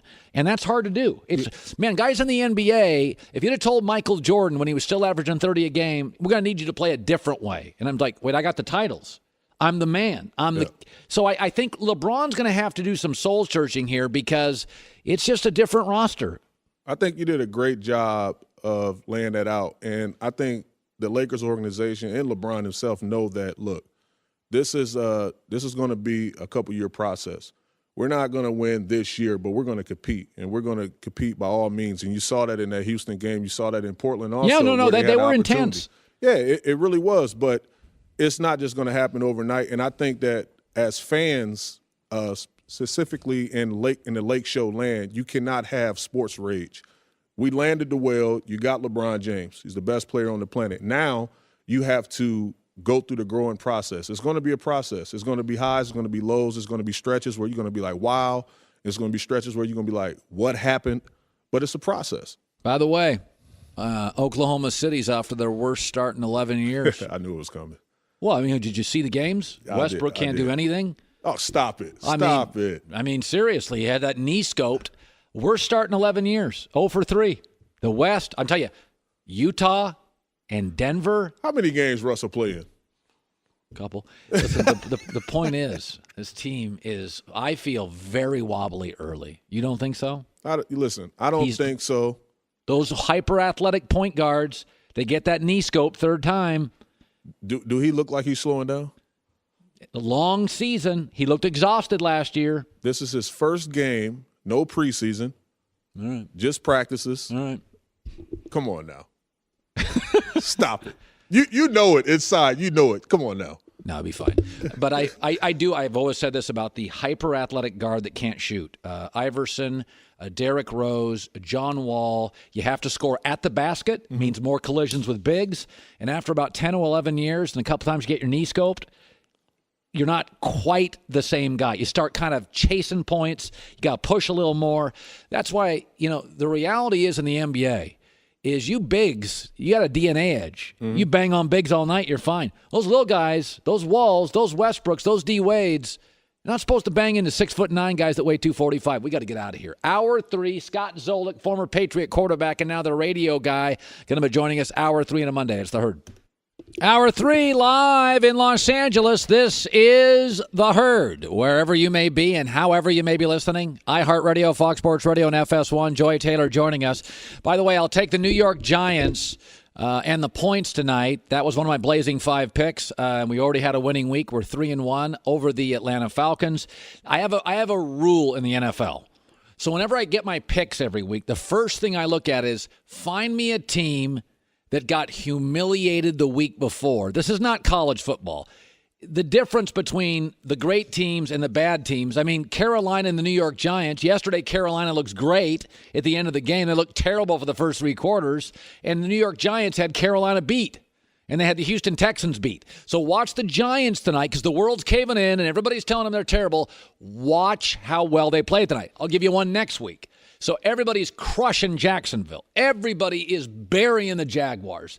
Watch them host the Philadelphia Eagles and watch the Jaguars play great next week at home against Philadelphia. There's a game in London. That's going to be a field goal game either way. That's already the Vegas line.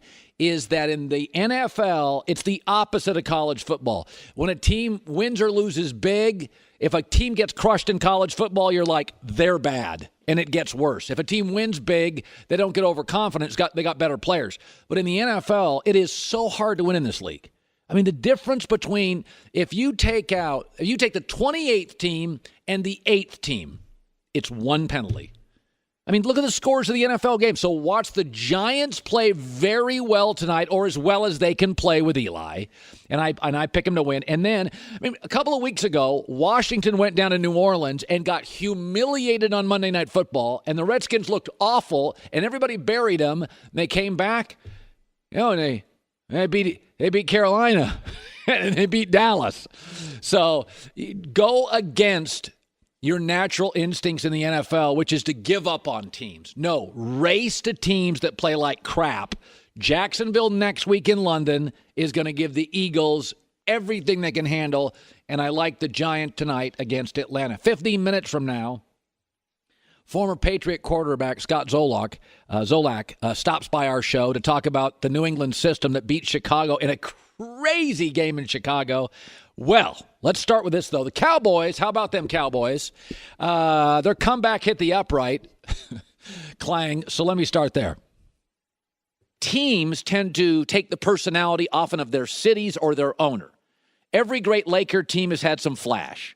Showtime Lakers, Magic, Kobe, Kareem. It's a city of stars. Every great Laker team, even go back to Wilt and Jerry West and Gail Goodrich, there's never been like a bad boys Lakers. You know what I mean? Detroit's a tough city. Detroit, they build cars. Detroit teams are tough. Every Detroit team that wins is tough. Okay. How about the New England and Boston, 51 universities within the metro area of Boston. The Patriots, cerebral. The Celtics, cerebral. The Red Sox, evolvers, adapters, innovators in baseball. Golden State Warriors, Silicon Valley, progressive. You tend to mirror your cities, and you often mirror your owners, right? And Dallas is an aggressive town. I mean, Jerry Jones buys the team, fires the only coach they've ever had, goes and gets a college guy, aggressive. Dallas is aggressive. The state of Texas. We do big things in Texas. They're not worried about saving the red owl, okay? In Texas, they do big things. They don't have regulations. Dallas is an aggressive town. Oil money, wheeling and deal. That's the city. And Jerry's the most aggressive owner in the NFL. But this football team, Jason Garrett, has got to be the most passive football team I've ever seen. Dallas actually has a city slogan that says big things happen here.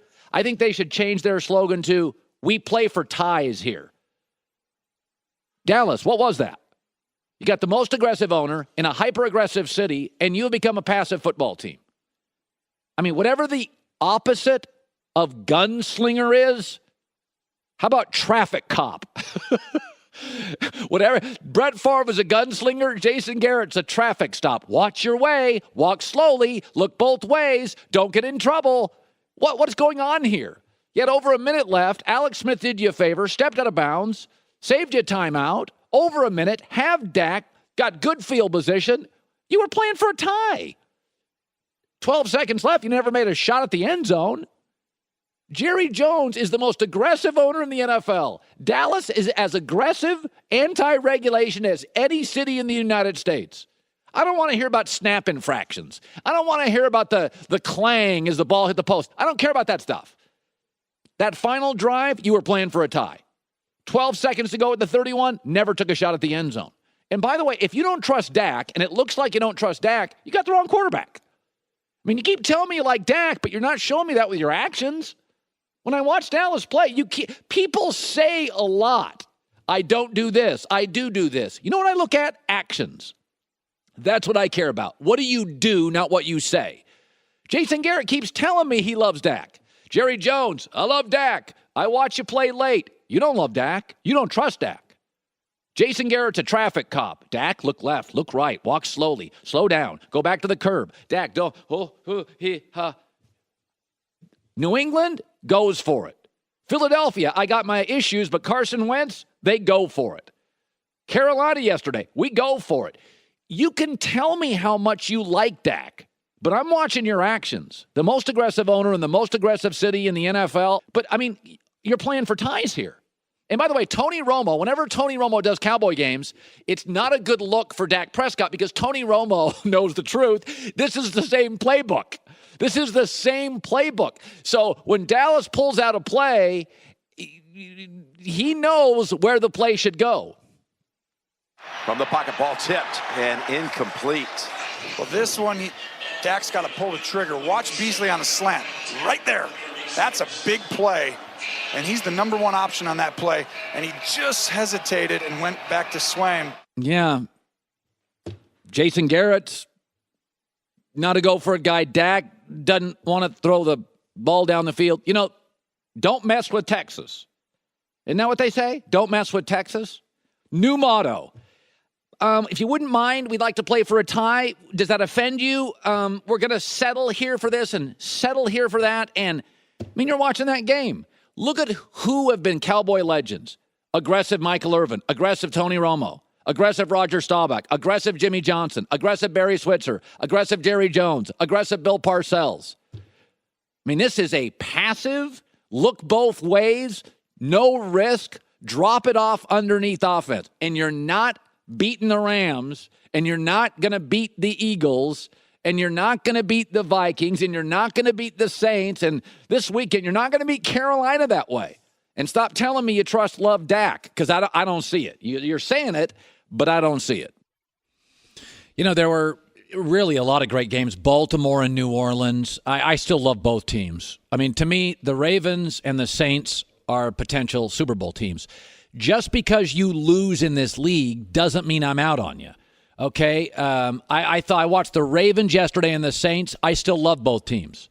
Again, that's just two great teams. It's a coin flip. If you told me the Saints and the Ravens end up in the Super Bowl, would not be shocked. I said before the season, Ravens, my dark horse Super Bowl team, watch them after Thanksgiving when they get these rookie tight ends and these receivers in place. I really like Baltimore. I thought they outplayed New Orleans for a big chunk of the game. By the way, I watched Philadelphia and Carolina. I like both teams here. I like both teams. But when you win the Super Bowl and you're an organization that hasn't won a lot of Super Bowls, as in none, and you win one, you got a lot of people grabbing at you. And this is what I said. New England has won so many Super Bowls. And that city between the Celtics and the Bruins and the Red Sox and the Patriots, there's a lot of championships in Boston. So when you win it, it's expected, and it's not like it's anything new. But when Philadelphia won a Super Bowl, or that one World Series, or the Iverson team gets to the finals, the city goes crazy. And it is harder to keep your focus. I'm not blaming anybody. But when I watch the Eagles, Carson Wentz, they won a Super Bowl without Carson Wentz, without Jordan Hicks, without Jason Peters, and there is this sense in the room, nobody says it, it's like, well, we won without those guys. Maybe you don't work out quite as long, quite as hard. Just the details aren't as tight yet with the Eagles. And James Harrison, who won a couple of Super Bowls with the Steelers, talked about the hangover. He faced it and dealt with it twice. They're not the same as last year. Like you said, it's a difference between being the underdog. You got something that you're trying to get, you're getting off your check. You're trying to prove someone wrong. Now you're the measuring stick. You're the team that everybody is going to measure themselves against. They probably didn't get started till OTAs. Guys are celebrating. You got, so many engagements that everybody wants to see the Super Bowl champion at. We had the same thing in 2005 and 2008. Those 2 years, we didn't even make the playoffs after that. Now, the year that we went in 2010 and lost to Green Bay, we made the playoffs that next year. Why? Because we lost. We had something to prove. It's a real thing. I like Philadelphia a lot. And I was told this a decade ago by somebody in the NFL. If you've got an A owner, an A GM, an A coach, and an A quarterback, you're a Super Bowl contender every year. And the Eagles have all of that. I love Lurie's a good owner. Howie Roseman's a great GM. Doug Peterson's a really good coach, and Carson Wentz is terrific. So they have all that. But with all that, never forget this. 6 of their 7 games this year, 1 possession. 9 of their last 11 games, 1 possession. That Super Bowl with Brady and that home playoff game with Atlanta both came down to 1 play. That's why when Belichick says no days off, everybody rolls their eyes. That's the reality of the NFL. You are winning and losing games on a flag. When Belichick did that, everybody just mocked Bill Belichick for saying this. Remember? No days off. No days off. No days off. So again, you laugh at that. But in college football, if you win in February in recruiting, then you win 80% of your games. In the NFL, the best teams get the worst draft picks. So you actually get punished in the NFL. Oh, you won? You get a lousy draft pick. And no days off, you can roll your eyes at it, but if you want days off, coach college. In college, you win a national title, you get an even better recruiting class. Kentucky, Duke wins a national title, you get even more good players. In the NFL, you get worse ones, worse draft picks. Teams don't want to trade with you.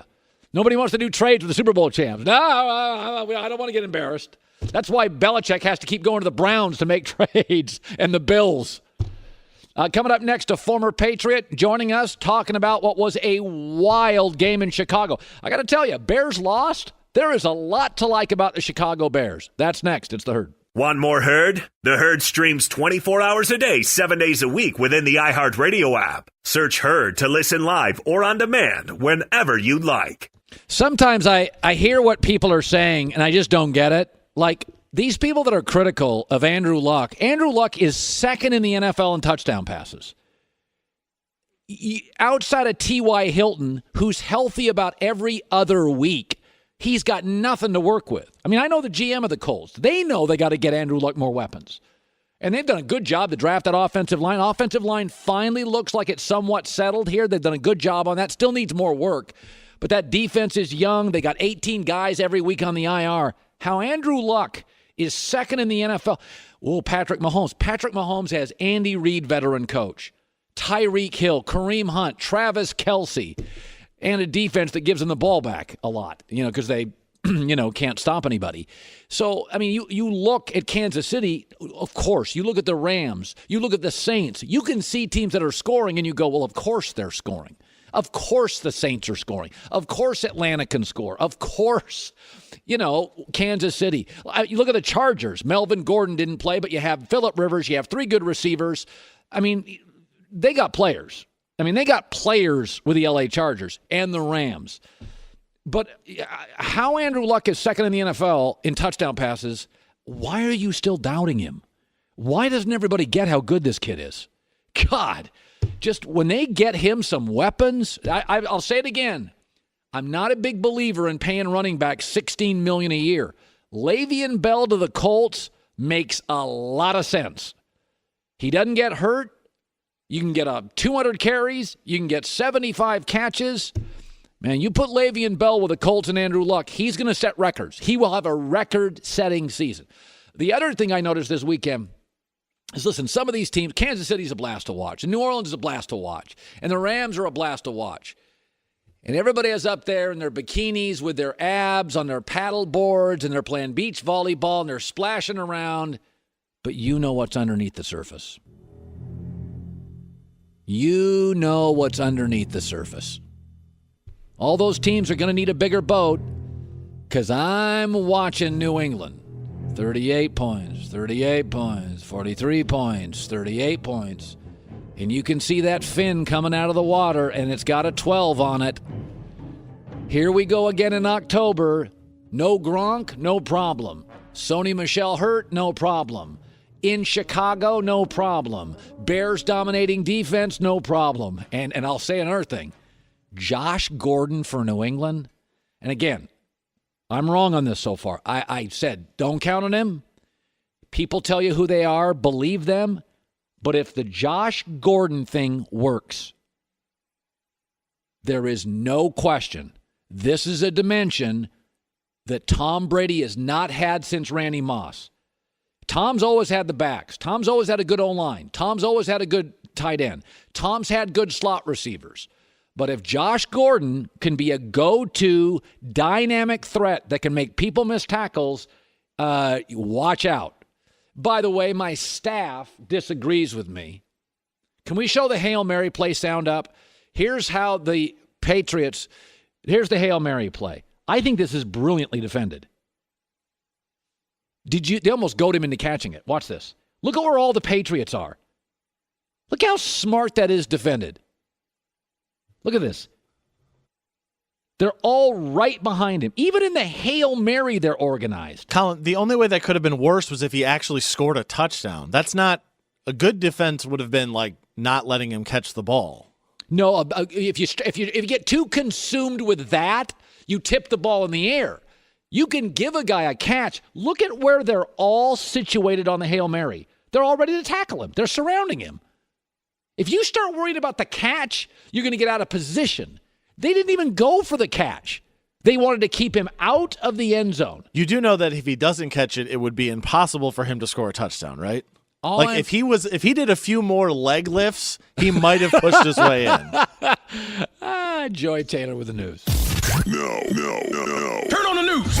This is the Herd Line News. All right, Colin, the revolving door of teams behind Alabama in the AP poll continued this week. Clemson is the latest team to earn the number 2 spot in the rankings, and Ohio State's stunning 29-point loss against Purdue knocked them down 9 spots from 2 to number 11. Let me see. So it's Bama 1, Clemson 2, Notre Dame 3. I don't disagree with any of this.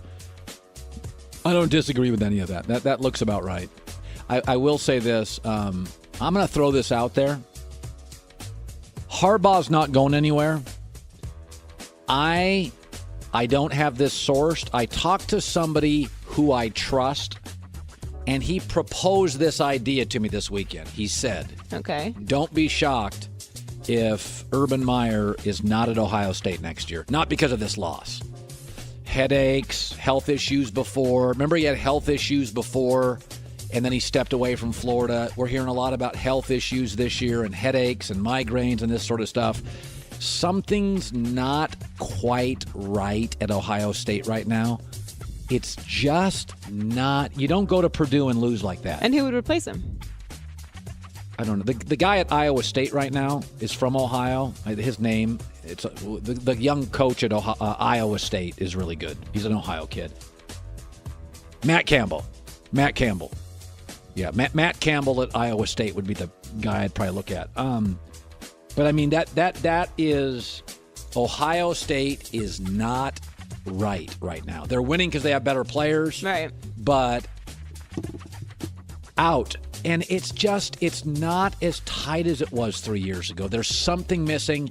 I think Urban is getting, Urban likes to run the offense, but he likes to give his assistants, power. I don't think he always loves the play calling in this current coaching staff. It just, somebody floated it this weekend. They said, don't be shocked if Urban's not there next year. And they said it matter-of-factly, and they're a very tight-end person. And I was like, I wouldn't be shocked either. Something to think about. So after the Browns' grim offensive performance during overtime and their loss to the Bucs, Hugh Jackson was a little irritated, and he isn't ruling out taking the play calling back from offensive coordinator Todd Haley. Being a head coach and an offensive guy who's done this, I think I have every right as a head coach to jump in here and see if I can help. I feel like I have to, and I want to. That's what I know. So I'm not going to continue to watch something that I know how to do, keep being that way. That's just the truth. I'm the head coach of the football team, period. Oh, period. Keep saying There's nothing else that. that needs to be said. Nothing. Oh, God. Too much. That's the way it works. I'm the head coach of the football team. That's it. You don't need to keep saying that. I'm the captain now. Jason Whitlock always calls him Hubris Jackson because of his... It's like, to something, that's like walking into a house and saying, I am the husband of this family.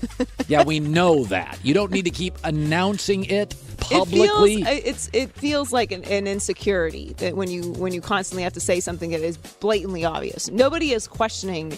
Nobody asked that. Nobody is questioning whether you're the head coach of the football team. We're very aware of your title and the authority that comes with it. And like you said, he said it during Hard Knocks too. And it's like, we know that you have the final say on everything, but a good leader hires great people and then allows them to do their job. And throwing your offensive coordinator under the bus is not, first of all, it's not instilling any favor with him with the team or any confidence in Todd Haley moving forward if the team's already frustrated. And second, you made it clear to Todd Haley that he had that power. Now all of a sudden you're taking it back? How did you expect to start? You're already drastically improved from last year, which, by the way, you were the offensive coordinator. Do you remember that? Remember how great Hugh Jackson's first couple years in Cleveland went? Yeah. What was it, like 600 days before they won a game? Yeah. So maybe you meddling in the offense isn't the greatest idea anyway. Everybody keeps telling me Baker's playing great. Cleveland's defense leads the NFL in takeaways. They gave Baker and that offense 4 turnovers against an atrocious defense. That's as bad a defense as the league has, and they had 126 yards in 3 quarters. And I'm not even putting this all on Baker either. I mean, what do we talk about Jared Goff in his first year? Sam Darnold. It's like you're going to have ups and downs. No. And on top of that, you're dealing with insane dysfunction with the organization. Finally, another coach that's not having it right now. We talked about the Eagles all morning. Well, Doug Peterson was not having it. He was asked about running the ball and why the Eagles don't commit to running the ball late in games. Well, I mean, now you're getting into game plan stuff and you're getting into scheme, and you guys aren't in there watching the tape like we are for 18 hours a day and putting game plans together. And it's easy to sit in the press box and say, hey, they should run the ball. Come down and stand on the sideline with me and make decisions. I should run it here. I should pass it here. Let's throw a screen here. Let's get the quarterback out of the pocket right here. Oh no, there's 15 seconds left on the clock. I mean, so until you're down there with me on the sideline making in-game decisions, then I guess you can ask all you want. By the way, I support him on this. The media, 90% of guys in the media aren't even athletes. So they don't even work out. But this is one thing, but the media is over their skis. Not a single media member do I know that could diagram a single football play. You can rip a coach all day. Here's the other thing. You don't know who's healthy on that sideline, what sets you can use. During a football game, you'll literally have a tight end be like out, and I can't run a play I practice. when I criticize Dallas about play calling, it is not an individual play. It is you're really passive on this series. But when media people start banging on coaches for individual play calls, they don't know what they're talking about. They don't. You weren't in a film room all week. I mean, yes, I agree with you. We're not sitting in the film rooms with them. And I have not played professional football, neither have you. Right. But that's not the approach. So then what is an appropriate thing to ask? They didn't ask him about a particular play. They said, why don't you commit to running the ball late in games? There's a very simple answer for this. The answer of, oh, you guys don't watch film and you're not on the sidelines with me. Well, yeah, no, we're not. There's 10,000 other questions that would be discredited if that's how you're going to approach it. But if somebody's banging on you for 15, 25 minutes and they're ripping you all week and they come up and say, well, how come you didn't run the play there? I always had a rule with football coaches. I can ask you about the morale in your locker room. I can ask you about like situationally, like field goal, touchdown. But when people start banging on film, I've talked to so many football coaches about this through the years. They're like, half the time you practice something all week, and all of a sudden your tight end gets hurt, and you don't trust your backup tight end, so you simply can't run a play that you had designed all week. I mean, then that's the answer. Like, you don't have to reveal people's injuries or anything, but just say, like, the running game wasn't the appropriate strategy at that point in the game. Move on. You want to sit up there for 15, 20 minutes when everything is good. You got to sit up there for 15, 20 minutes when everything is bad. That's how it works. You win the Super Bowl, you write a book, you obviously like to talk.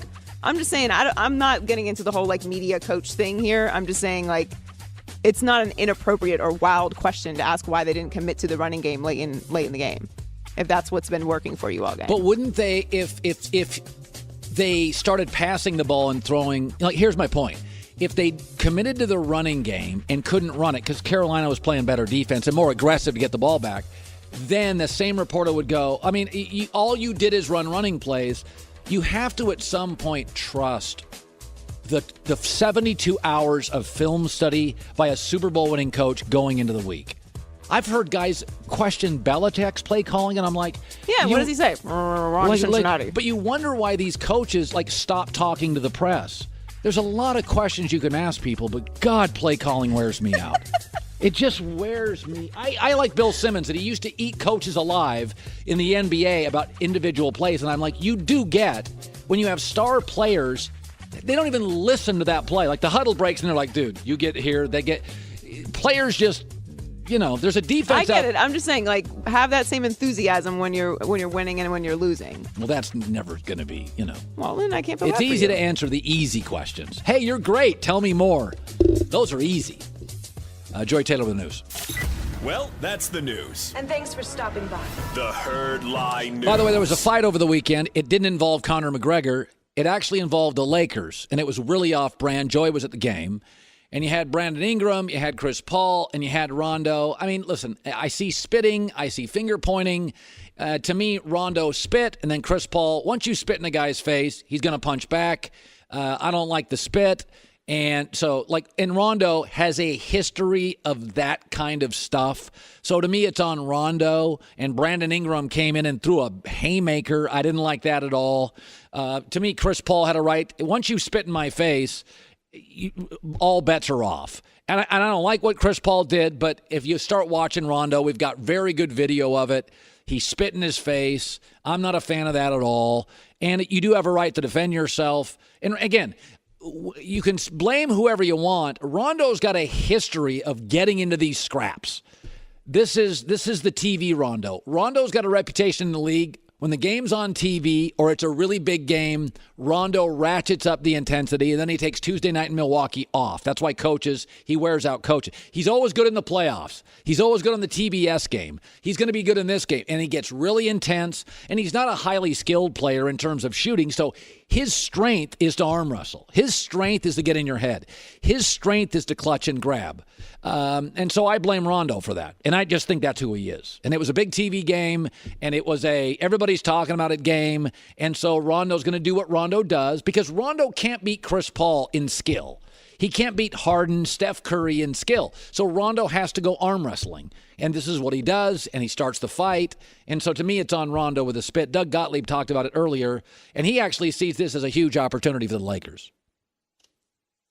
I actually think he fits better with LeBron than Rondo does, because Rondo's a non-shooter, but a non-shooter that either has the basketball and wants to make the pass for the shot, or you put him below the rim in what's called the ghost position where he can catch. He's a much better finisher than Lonzo is. But Lonzo plays at a great pace. The ball gets up the court, and he has no problem deferring and getting the ball to LeBron James. I actually think those two work together better, but we'll see. This is Lonzo Ball's chance to retake that position. Yeah, he's basically talking about he thinks, LeBron and Lonzo's got an opportunity here because Rondo is out, which we'll see. I don't know how the Lonzo-LeBron thing's going to work out. But I look at this fight. It's really funny. The media now hyperventilates about everything. I mean, Trump will come out with a tweet, and the media will just go man overboard for 7 days. Go YouTube NBA fights in the 70s. They're 1,000 times worse than this. Well, I don't think that even the NBA, I don't think really reacted that strongly to it, because the suspensions are not as crazy as I thought they would be. I mean, this isn't the end of the world. It's just that there's, with social media, and you watch the replays 10,000 times, and there's this angle and that angle, so it's gonna get blown up. Plus, it's the NBA, and the Lakers, and it's LeBron. But this is what the Lakers are going to be, folks, because they don't have shooters. And remember, Magic knows they don't have shooters. LeBron knows they don't have shooters. So when LeBron came here and signed, it wasn't long after they signed Beasley, Lance, Rondo, and JaVale McGee. They're scrappy players. So this is what the Lakers are going to be. A scrappy team that gets in fights, that's not highly skilled, that's going to have to push, pull, and arm wrestle and leg kick to win games. That's what they're going to have to do. Some teams like Golden State can sleepwalk for 3 quarters and then dial up threes, and Houston can do some of that. This is how the Lakers are going to win 46 games. Play fast, play hard. Now, they got 10 guys on this team that can play a little bit. Most rosters have about 8. Lakers have 10, so they can play. Their theory in L.A. is play fast, wear teams out, be scrappy. We got a lot of fouls to give. We have our backups are all outside of LeBron. Our backups are just about as good as our starters. So this is what they're going to be. Kuzma and Lonzo are starting for Ingram and Rondo tonight versus San Antonio, and that's not a huge drop-off. It really isn't. I mean, Lonzo and Kuzma is not as good as Rondo and Ingram, but it's not miles apart. It's not like when the Celtics, go from Kyrie Irving and Tatum to their bench, or the Warriors go Steph and Durant to their bench. The Lakers' bench is about 85% of their starting 5. Coming up, an important public service announcement about the National Football League in Best for Last.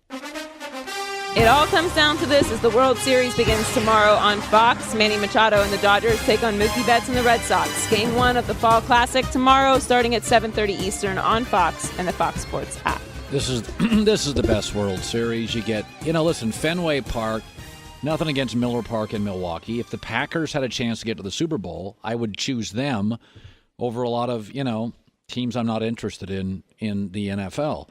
Listen, this is the way baseball needs to end, with the historic parks, historic franchises, and you got all the stars. I mean, Mookie Betts, J.D. Martinez, Chris Sale, David Price, and Yasiel Puig, Clayton Kershaw, Cody Bellinger, Justin Turner, Manny Machado. You've got controversy with Manny Machado.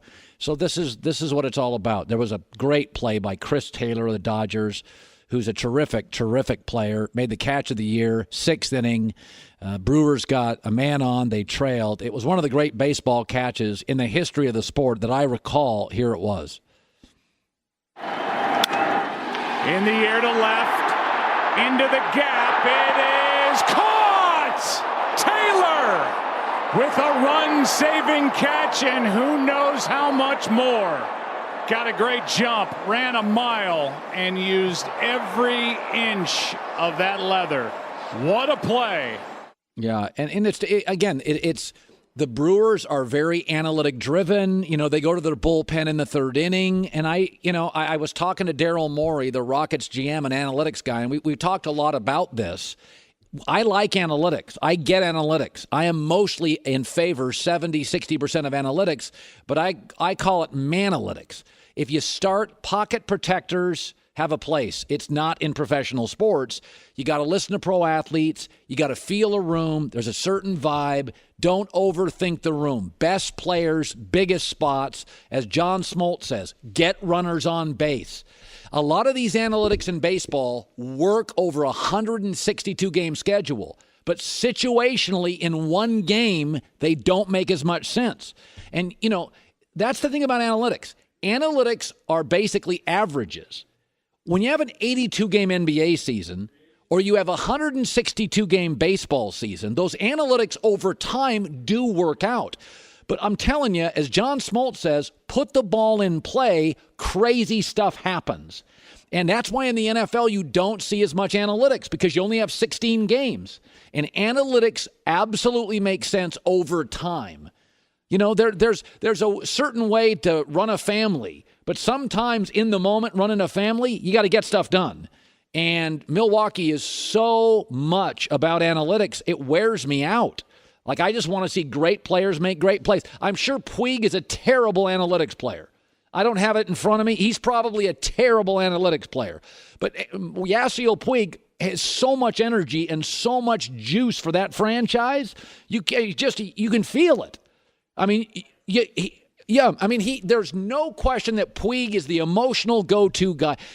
And he's probably a terrible analytics guy. Manny Machado doesn't run hard to first base. But I'm telling you what, Manny Machado was big in Game 7. Okay, so I can only take so much of Craig Counsell going to the mound. It wears me out. I'm a viewer. I want to be entertained. Like at the Oscars, sound mixing. They don't show that winner.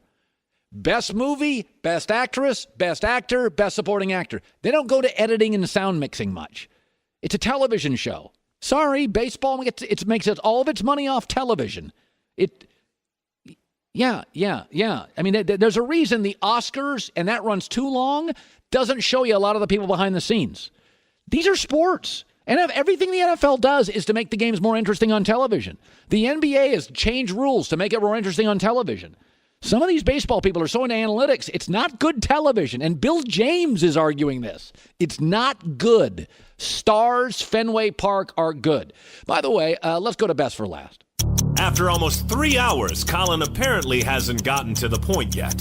Quit holding out on us, Cowherd. It's the best for last. So we had 3 quarterbacks on display yesterday.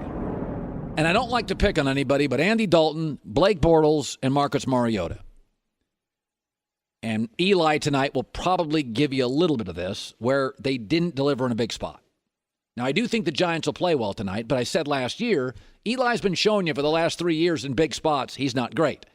Fool me once, shame on you. Fool me 29 times, shame on me. These NFL teams, if you want to solve a problem, actually in life, if you want to solve a problem, the key is admitting you have a problem. You're not going to solve it if you're defensive or if you're delusional. And unless you have a rookie quarterback, and, rookies, Baker, Sam, Josh, they're all going to be roller coasters. Some have better players than others, but they're rookies. But if you've been in this league for 3 full years, in 2018 with all these rules, and you're giving me a different player each week, you're not the guy. Like, I'm critical of Matt Ryan and Matt Stafford. Okay, I think they're really talented. But I'll say this about Matt Ryan of the Falcons and Matt Stafford of the Lions, and I don't have the numbers in front of me. 4 out of 5 games, you get the same B-plus quarterback. They don't have a lot of stinkers. Doesn't mean they win all the big games. They don't give you a ton of stinkers. Dalton's now 3-12 against the Steelers, 0 for 6 on Sunday Night Football, and there's an epidemic now, and it's affecting me because I'm a consumer. NFL teams are unable to admit they have a quarterback problem, and so we're offering some help. It's an epidemic in the NFL. Delusional coaches and fans supporting quarterbacks who let them down time and time again. If this sounds like you might have a quarterback problem. People who suffer from this problem can be seen muttering incoherent phrases like, "He just needs more protection." "He was really good in the first quarter of that game 3 years ago against the Browns." "He won 2 Super Bowls." And, "I think we can win with Brock Osweiler." Brock Osweiler. There is help. Call 1-800-NEED-A-QB and we'll connect your team to a quarterback who actually knows how to win games and doesn't have red hair. Please, call now. We just feel like it's an epidemic and we want to save lives. It's very thoughtful. You were in Miami with Ryan Tannehill, and so you have lived through this epidemic. Oh, I've lived through much longer than Ryan Tannehill. But I mean, with Tannehill, he's a guy that the team backs up, the organization backs up. Publicly. Publicly. Fans to a certain degree. I mean, they're pretty split on Ryan Tannehill being the guy or not. But, yeah, that's a very good example. It's the Ryan Tannehill era with the Miami Dolphins. I mean, there's not that many. I mean, of the guys we have Russell Wilson's on our show tomorrow. He's Seahawks quarterback. He's a franchise quarterback.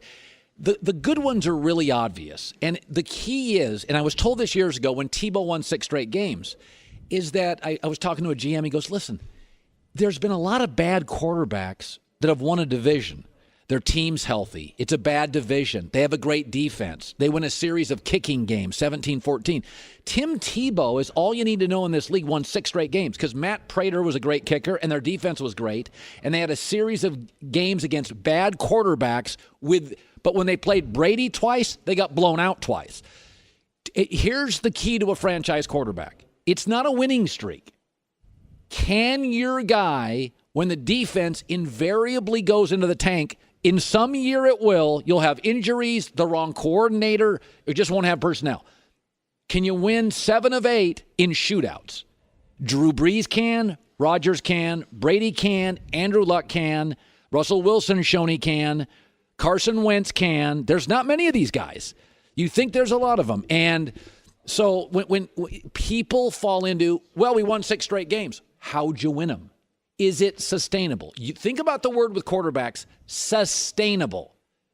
When Tim Tebow was winning 14-13, that's not sustainable because at some point you're going to have to beat Brady in a shootout, Big Ben in a shootout, and you're not going to have a great defense. If you look at Tom Brady, the only unit on his team of all the units, special teams, corners, the secondary, front 7, receiving, running back, the only unit that has generally been consistently good has been the offensive line. That's because they have a legendary coach, last name Scarnecchia, and their offensive line has never been the best in the league, but it's always been somewhere like 4th to 8th, 4th to 10th. It's never been the one we talk about, but that's it. Brady has had to deal with bad secondaries and no pass rush. And no receivers. And anemic running backs and special teams that weren't ideal. To be great, same with Drew Brees. Carson Wentz this year. Their running back situation's a mess. Andrew Luck this year. They don't have any weapons on the outside. So it's not just about winning games. Is it a sustainable way to win? That's why when I watch Marcus Mariota, it's got to be perfect for him to win. Andy Dalton, he has to have a great defense and great running games. That's not sustainable. So to me, you're not a franchise quarterback. Tannehill needs the right coach, the right running game, and the right protection, or he's 6-10. So that to me is not a franchise quarterback. Are you curious, based on your genetics, how your DNA affects your weight, sleep, caffeine, sense of taste? Order your health and ancestry kit at 23andme.com/theherd, 23andme.com/theherd. So Russell Wilson will be joining us on the show tomorrow. For our radio listeners, we are done for today. I will have the Herd hierarchy tomorrow. Some surprises near the top. A couple teams were impressive even in losses. And for our TV audience, Speak for Yourself is right around the corner.